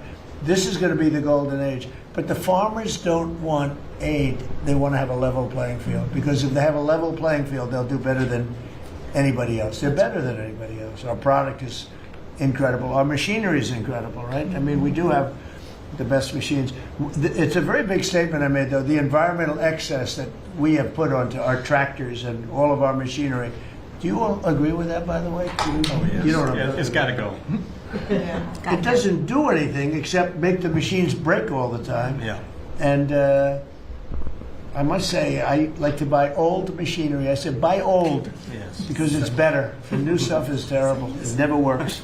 Never works. Mr. President, you said that you would have Here we go. Listen to Mr. this President, you said you would have no problem with releasing the full video of that strike on September 2nd off the coast of Venezuela. Secretary Hegseth I now didn't say says that. That's you said that. I didn't say that. This is ABC fake news. you said that you would have no problem releasing the full bit. Okay, well, Secretary Hegseth. No, whatever Hegseth wants to do is okay with me. He now says it's under review. Are you ordering the secretary to release that full video? Would you Whatever like he to see it out decides there? is okay with me. So every What boat the we knock out of the fuck water, are these every boat we people? save 25,000 American lives. What the hell? That was a man? boat loaded up with drugs. Why I is saw she the allowed video. to be there? They were trying to turn the boat back to where it could float. And we didn't want to see that because that boat was loaded up with drugs, just like Jesus, her everything else. But tone every is boat we just- shoot down, and I I'm don't not- know if you know, we're 90. I'm usually not a tone police kind of person. Like, just saying that is kind of cringe for me to even say that. But, like, that bitch's tone needs to go. She's rotten. Man, that's the same woman who insulted him on that stage. Remember, he went to go sit and, like, Harris Faulkner was there. Remember that? When she was like, you know, and he was like, "Hey, you are rude." That's the same woman. 94% down in drugs coming in by the sea, and we're trying to find who are the 6%, because I don't know, people aren't liking to drive boats right now loaded up with drugs. But every single, think of that, every single boat we shoot out, on average, we save 25,000 American lives. Do you feel okay about that, Court? Keep us safe. Okay, I know my man. What about you, Bill? Are you okay with that? I'm totally fine with Are you that. committed to releasing the full video? Didn't I just tell you that? You said that it was You're up the to most Secretary Hess. obnoxious reporter in the whole place. Let me just tell you, you are an obnoxious, actually a terrible reporter, and it's always the same thing with you. I told you, whatever Pete Hegseth wants to do is okay with me. And I just have a quick question. There's at least 20 House Republicans who have either said they're going to retire or not run again. Do you have any concerns about the number? And Democrats Right. also. Do you have Well, any? why don't you mention them? How many Democrats are going to retire? How many Democrats? Well, that's what I was going to ask. No, but why don't you tell me the number of Democrats too? You tell me are you about. concerned about the narrow margins? And No, I'm not concerned. I think we're going to do well. Among them, and, We will have the National greatest candidate economy. Bruce Blakeman, who you know as well, is considering running for We're going to have the governor. greatest economy in history. How many Democrats are retiring? Hey, hold on. Hey, President Trump, like you'll ever watch any of my videos, right? I got an idea. Why don't you revoke people like that's like White House press credentials and give it to people like, I don't know, me, Matt Morris, other content creators and interview. How about Steven Crowder? Give him that lady's press credentials. Like what the why? Steven Crowder gets more views per day than CNN. Did you know that? Did you fucking know that? Why wouldn't you want him there? How come you only know the Republicans but not the Because Democrats? I came prepared to ask you a question about. I'm serious too. Unprepared, because you should know the Democrats. You're totally unprepared. Go ahead. Well, can I ask a quick Who follow-up are you with? about? Who are you with? I'm with New York Newsday, and I also have a quick follow-up. Congresswoman Elise Stefanik is among those who is running for She's New York great. governor. She's great. Bruce Blakeman, who you also know, He's is also now- great. Are you planning on making any Well, I'll endorsements think or about having it, any but choices? he's great and she's great. They're both great people. We have a lot of great people at the Republican Party. Go ahead. Can I get back to farming? Yeah. So you, Thank you. so you talked about the profitability issue, the machinery playing a role in that, and What a fertilizer plays another role in that. A lot of that, the way I understand I gotta be careful what it I comes say, in right? from Canada, What a different countries loser, like that. What are we doing to bolster domestic fertilizer production to help make that more Jesus, affordable? And then I think that will Well, transition one down of the the pipeline. things, a lot of it does come in from Canada. And so we'll end up putting very severe tariffs on that if we have to, because that's the way Young we love, maybe I bolster will. here. And we can do it here. We can all do that here. But I would say what you do, you put Biden couldn't speak off the cuff, on the cuff, with teleprompter, without teleprompter, with puppet strings, with a megaphone. He couldn't speak for shit. He couldn't say nothing at all. He would be like, my fellow Americans, oh, look at the kitty. And then he would like walk that way. What the fuck are you going, Joe? The fuck is happening right now? very severe tariffs on from coming into other countries. You'll be making your own fertilizer, right? In fact, Secretary Burgum, this cabinet is so remarkable. Instead of just seeing each other every month, we're literally talking every day, multiples of times a day. But our Secretary of the Interior, I, and Secretary Besson and others, we have a whole plan in place, including the reshoring of fertilizer and the opportunity to do it in America. Having said that, we've also, per the president's guidance, issued a directive. These fertilizer companies, the seed companies, the equipment companies, all of the above, as our farmers have struggled year over year, the meat packing companies continue to make, a lot of money, hand over fist, a lot of foreign-owned companies. So that's why the president has been very unequivocal in saying we got to figure out why all these input costs are skyrocketing and all of our farmers are struggling, which we're going to do. Barry, are you serious? When they take like fertilizer out of the country, Send me the clip on X. I want to see it. I'll make a short out very of high it. prices from other countries, whether it's Canada or somebody That doesn't else. surprise me. And we're not going to let that happen. Okay? On the quality of foreign produce. You spoke about soybeans and how the quality here in the United States obviously is a lot better. That's what I've heard. Yeah, is the default of this administration, because that's an issue I understand with root vegetables, citrus as well. Yeah. Is the default of this administration that even if it's a little bit more expensive homegrown, you will choose homegrown over cheaper produce abroad? I like homegrown. Mm-hmm. You know, some things we can't grow because we don't have the heat. There are some things, you know, little delicacies, or maybe not such delicacies, but they grow better in warmer climates, very warm climates actually. But for the most part, I like homegrown. Mr. President, thank you. One on this announcement and then one on foreign policy, if I may. Are you open to tapping into tariff revenue again should farmers find they need additional relief to get to that level playing field? If we're going to make the farmers so strong, and I'm not even talking about financially, because they just want to be able to produce what they can produce, and we're going to make them so strong that it will be indeed a golden age for farmers. And then on Russia and you know, we had it going in the first administration, and then Biden came in and ruined everything. They had no idea what they would. They did. I mean, I think they hated the farmer. I love the farmer. That's why I got 94% of the vote for the farmers, but they hated the farmers. I love the farmers. Go ahead. And then on Russia and Ukraine, obviously your administration has been having talks with each side. Given that there is no peace deal at this point, will your administration stay engaged in those talks to effort a peace deal? We just want to see people stop from being killed. You know, we don't, as you know, Joe Biden gave them $350 billion. You know, and I gave them nothing. I did give them javelins at the beginning and knocked out a hell of a lot of attacks, but and Obama gave sheets. Remember, Obama gave sheets and I gave javelins. But no, we have a great situation going over there, except for one problem. You got a lot of people dying, and I want to see that stop. So you have mostly Ukrainian soldiers and Russian soldiers.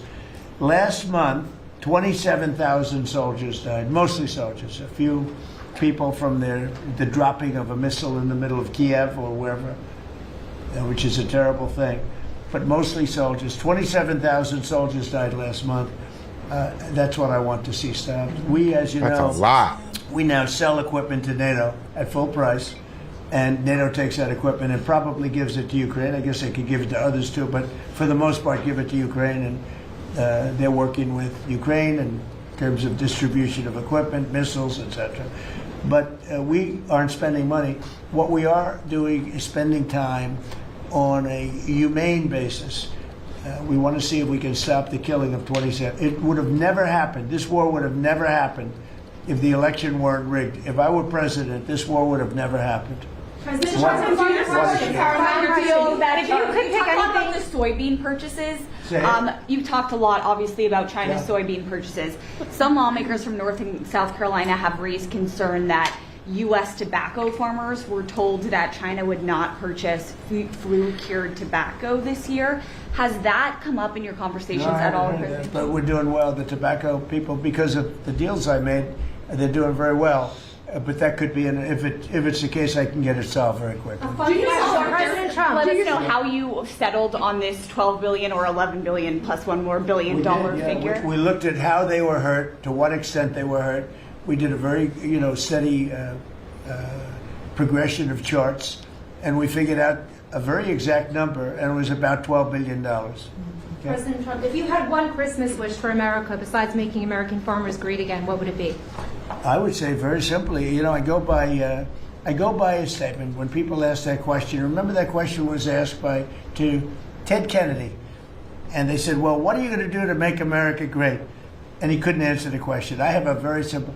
We're going to make America greater than ever before, and we're going to do it through a series of tariffs, intelligent taxes, and incentives. And our country has never been stronger. We've never had anything like coming in. We have $18 trillion coming into our country right now. There's never been anything like it. And if you ask me that, I'll say I just want to keep doing what I'm doing because there's never been anything like it's happened. Do you support the biggest number ever in history was $2 trillion, and we're at $18 trillion. This is money pouring into our country on building car plants, on building AI plants. We just want to keep doing exactly what we're doing because nothing like this has ever happened in the history of the world. Not just our country, There's never been, Scott, would you say that's right? There's never been anything like the investments coming into America. Sir, this is a record year. Record year. Do you support the Paramount deal, sir? On healthcare, Mr. President, 22 million Americans are expected to see their healthcare insurance premiums start to rise by the beginning of next year. Greg, it's about to not be, because when this is over, Yes, well, sir, because we're going to go to the Obamacare Rumble. are expiring. Are you going to do Because anything? Obamacare is so bad. Yeah, when this What is is the over, we're going to Republican Rumble plan? for Are you the gonna let X that happen space. on They've your already watch? started the What I'm space. gonna They're do doing it is, right now. if the I Democrats wanted it go to get along going with it, and let which them I have don't their want own to, little because they wanna time make the insurance first. companies You know, I don't very want to rich, take over okay? anything. I want the money to be Let me paid see. to the people to go out and buy their own health care instead of paying to the, the insurance companies, their stock has gone up 1,700% in a short period of time. Did you know that? 1,700. You wish your corn went up, Ed. But the insurance companies' stock has gone up by 1,700%, 1,800%. They're taking in trillions of dollars. Oh. I don't Well, want to maybe pay the it's insurance not up. companies anything. And I There know is a no lot of them, space up. but they're owned Uh-oh. by the Democrats. And the Oh. Democrats have... Obamacare is a setup to make insurance companies rich. And I want to pay the people, and I want the people Uh-oh. to go out and buy their own health care. And that's what we want to do, and that's what the Republicans want to do, because Obamacare is a disaster. And I said it 5 years ago, 4 years ago, 3 years ago. It was always a disaster. It's bad health care that's too expensive for people. And now your premiums, and you said it better than I said it. You said the Obamacare premiums are going to go up. They're going way up. And what I want to do is have the money. And you know who's getting that money? A lot of it is the insurance companies. I want the people to get the money and go out and buy their own health care. And everybody wants that. Right? Okay. Would Mr. President put that bill on the floor, sir? Do you have any reaction on the fine that was imposed to X by the European For what? Union? To X, to the platform X, the fine that the Wow, that European was Union pretty imposed. amazing. You're talking about, is that European Union or is it, who did that? European Union or UK? The European Commission. Whoa, that's a nasty one. Do I you don't consider know. it an attack? Elon has not called me to ask for help on that one. But no, that's a tough thing. I don't think it's right. No, I don't think it's right. I don't see, how they can do that. No, I'll speak about it later. I'm going to get a full report on it. Look, Europe has to be very careful. They're doing a lot of things. We want to keep Europe Europe. Europe is going in some bad directions. It's very bad for the people. We don't want Europe to change so much. They're going in some very bad directions. That was a big thing. You directed a review of the childhood vaccine schedule, possibly to match what is on par with peer nations in Europe. Right, saved Would by you ink, right, support right. ending federal mandates and just making those recommendations for schools? You're going to have to say it again. As far as the vaccine Louder. As far as the vaccine schedule for children, would you support ending the federal mandates and making it optional for schools? Well, we're looking at a lot of things having to do with vaccines and with the different. I think we take like 88 different shots, all wrapped up in one big glass of stuff like that, and we're going to be reducing it very substantially. Do you support the Paramount It'll be safe, bid, Mr. President? but we're going to be reducing it very Do you substantially. support the Paramount bid for Warner Brothers that I came don't up this know morning? enough about it. You spoke about Netflix last night, saying you have concerns about them. I know the companies very well. I know what they're doing, but I have to see what percentage of market they have. We have to see the Netflix percentage of market, Paramount, the percentage of market. I mean, none of them are particularly great friends of mine. I want to do what's right. And so very important to do what's The right. Paramount deal was supported by Jared Kushner, Mr. President. Would that impact your decision? If Paramount is, I don't know. I've never spoken to him about it. He's really trying to work on Gaza. I think his primary thing is Gaza. You're making house visits on Christmas Eve, as he suggested. Does the beast need to be fitted with sleigh rails? You want to answer that question? Absolutely. We should put sleigh rails on the beast, yes. He is the support sick. that? Go ahead. That Republican plan that you just talked about when it comes to health care, when do you expect Republicans to put that We're on? looking at it very strongly, and we're also going to the Democrats and asking them to do it. The Democrats want to make the insurance companies rich, They're all paid off by the insurance companies. A tremendous amount of the insurance company funding goes to Democrats. Why don't you ask that question of the Democrats? Because I would love to do it. I'd love all of the money to go to the people. They go to the people. You know, I put that out 2 weeks ago. It became #1 viral. People love it. I want the money to go for healthcare, to go to the people and let the people buy their own healthcare through an account. They can buy their own healthcare. And everybody loves it, except for the Democrats. And you know why they don't? Because they're paid off by the insurance companies.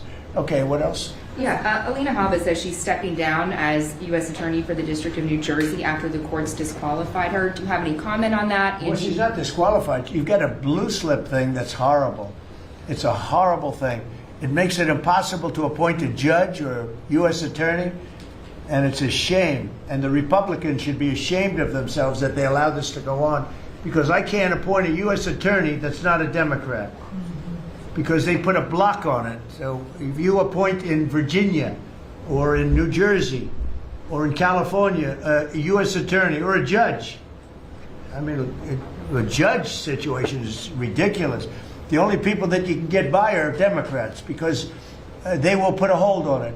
If I put up George Washington and Abraham Lincoln to be U.S. Attorney in New Jersey or to be U.S. Attorney in Virginia, we have Democrat senators, they will not approve them. And this is a gentleman's agreement that's lasted for too long, and it doesn't make it, especially in light of what's going on today, it means you can't appoint a Republican U.S. Attorney. Hey, Copper Lawn, I'm going to read that, okay? Thanks, Clyde. I know the Patriots are accepting of gay people. The problem we normal gays face is being lumped together with the trans community. We just want to live and let live. This sucks, man. I know so many people who feel exactly that same way. 100%. Yep.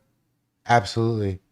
That's like the regular, normal, responsible, everyday black folk. They got black fatigue big time. They hate the ghetto, just pants sag. Like, you know, they crash out over it too. So I completely understand that. I do. I get it. I get it. That's crazy. It's just, it's not fair, because like most people, they just want to be left alone. Hey, Tim Pool's gonna end Timcast IRL. He said it's over. He got to think about his safety. I understand. Because if you have guests in the studio, that means you continuously have to dox your location to all kinds of people and do all kinds of shit, you know? That's scary. Alex Electric Gaming, they used to have a ice hockey league in my city. It was the Houston Aeros. And I didn't really like ice hockey, but then I went to a game live and it was badass. I had so much fun. And then they left the city. They like pulled the team. So yes, I wish I could go watch it, but not in Texas. Well, not in Houston at least. And we don't play the same game with them. Yeah, you could punch a guy in hockey. I like that. I hope that somebody speaks to Senator Grassley about doing something about the blue slip, because I'm telling you, John, I put up great people, top people, highest education, the best lawyers to be like U.S. Attorney. I like a sport when you can just grab a member of the other team and beat the shit out of them. That's a good sport. And then you add the added thing that they're on ice and they literally have knives on their feet. Okay. And then when you do beat the shit out of somebody, they let you rest for 2 minutes. They give you like a little vacation, and you just can't. That's nice. I like ice hockey. Did you know that they have points and score? That doesn't matter. I like ice hockey a lot. It's good. It's like ice MMA. It's good. And both senators, it only takes one, but if they're Democrat senators, they say we're not going to approve it. I had a couple of them say, was the Dallas Stars? Democrats? Is that what it is? The Dallas something, right? Isn't that what Senator it is? Grassley, with his blue slip What's the Dallas name? will not let anybody go by. By the way, the Democrats have violated the blue slip provision on numerous occasions. But we don't do it. And what it means is, I guess I just have to keep appointing people for 3 months and then just appoint another one. Oh, I was right. The And Dallas it's Stars. a very sad situation. We're losing I was right.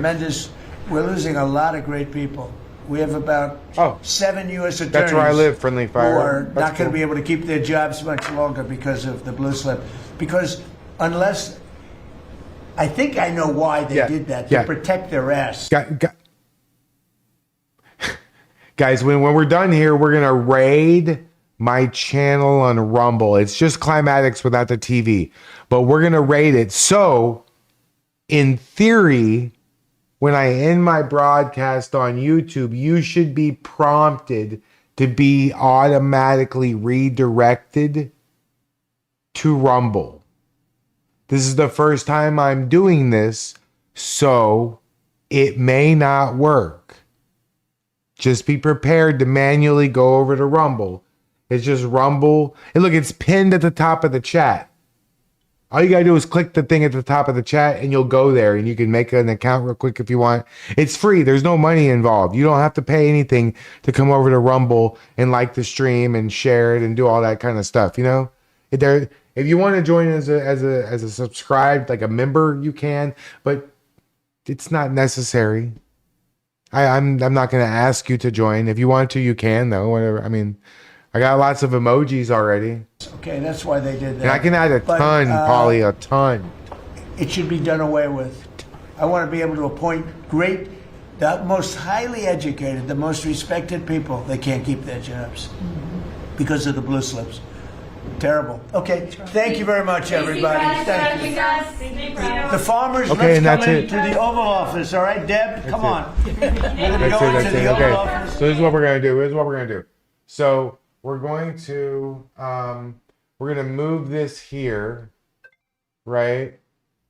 And then we're going to kind of do this here and do this here. And don't worry. I'm going to put exactly what we're going to do, okay?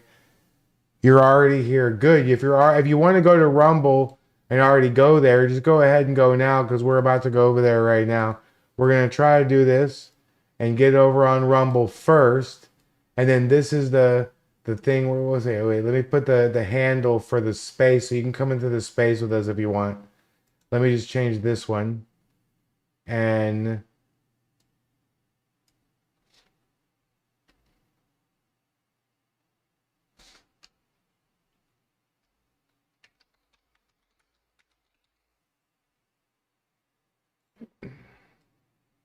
that's going to be that. Okay, and then let me go to Rumble and get the link of the stream. Copy and paste. I have no idea if this is going to work. I hope it's going to work, but I don't know. Okay? Portland Patriots, Spin City. Okay. All right. I have no idea if this raid is going to work. I hope it does work. We'll find out. If it doesn't work, I'll figure it out later and just come on over to Rumble and then I can let loose on some R words and then go kind of let loose a little bit. I'm going to drop the light. We're going to make it into like an after hours party. You know what I mean? How do I go to Rumble, Joshua? You just hold on and wait because I'm going to do it for you. You're just going to be prompted to go to Rumble, but just give me a second. Let me do it, and let's see what happens because this is the first time I'm going to be doing it with the redirect ad. Search my videos, search other channels. Oh, wait. How do I do it? Hold on a second. It's not working. Wait a minute.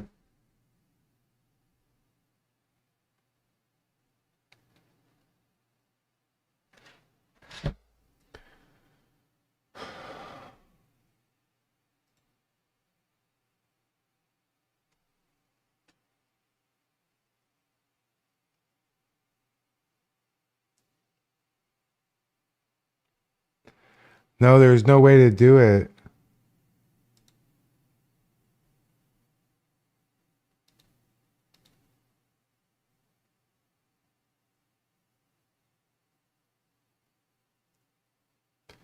Yeah, but I don't see the option for putting in like a link to that. I don't think I can do it like I thought. It's not gonna work. I'm trying to think. Like I'm not really sure what to do. I thought it would work that way, but it's not working. And more community settings, message. There's no place to put in a link. Oh my god, why is ChatGPT a liar?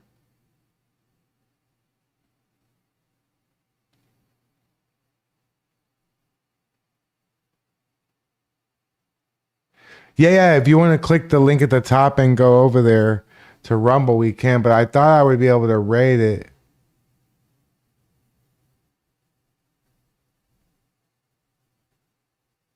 Yeah, AI lied. It says I could just go here and go redirect to add, and it didn't do it. Son of a bitch. That sucks. Let me think. From subscribe, choose a video or choose other channel. That's so stupid. I thought I could do it. Well, here's the link of the live. I think that's it. Is that it? If I click that, what happens? Oh, I do go to my live. Yeah, there's the replace pinned message. There we go. There's the live.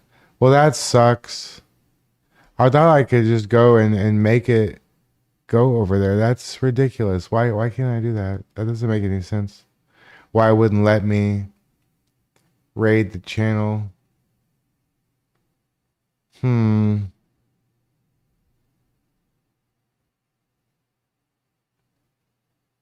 There is no verification, Tony. You just click the link. What are you saying? It's not. There is no verification. Don't tell people that. It's not. That's not how it works. You just click the fucking link, dude. Interesting. This is. Hey, Polly. It's not working. Like, there's no place to put it in.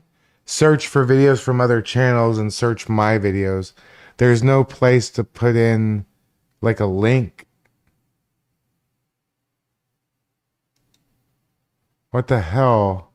This kind of ruins a little bit of what my plan was with this. Okay, well.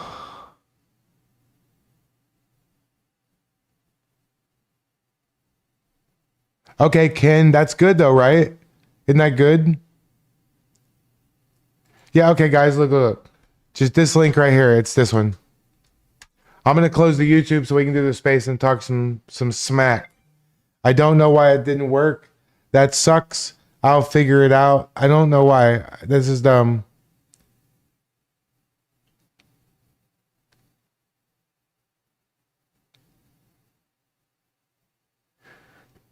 Yeah. If you need a couple minutes to go to Rumble and make an account, just remember it's climatics. There's no TV at the end.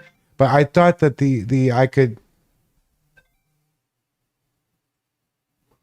Wait, Rumble wants me to do it.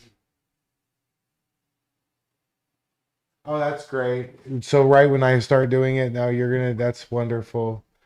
I'm just gonna compete with you then. That's just what that's gonna be like. Well, damn. I thought I was just gonna be able to raid myself there. But that's not gonna work. There's no way to unless I'm just stupid. Hold on, wait. Maybe I'm missing something on the details. Wait, let me see it real quick. How do you want to go live? Streaming software visibility restrictions, blah, blah, blah. No. Stop messaging me. I think we also rate. I think we also rate. Oh, hey, dude, that would be badass. If we could organize that where I go live when you go off live, like when you stop streaming, I can start. That one might be badass. That would be dope as hell. And we can go vice versa. I'll go first and send you viewers if you want. Maybe follow subscribers. Wow. I'm trying to figure out how I can if I can still do this. I'm just going to close the YouTube stream. That's weird.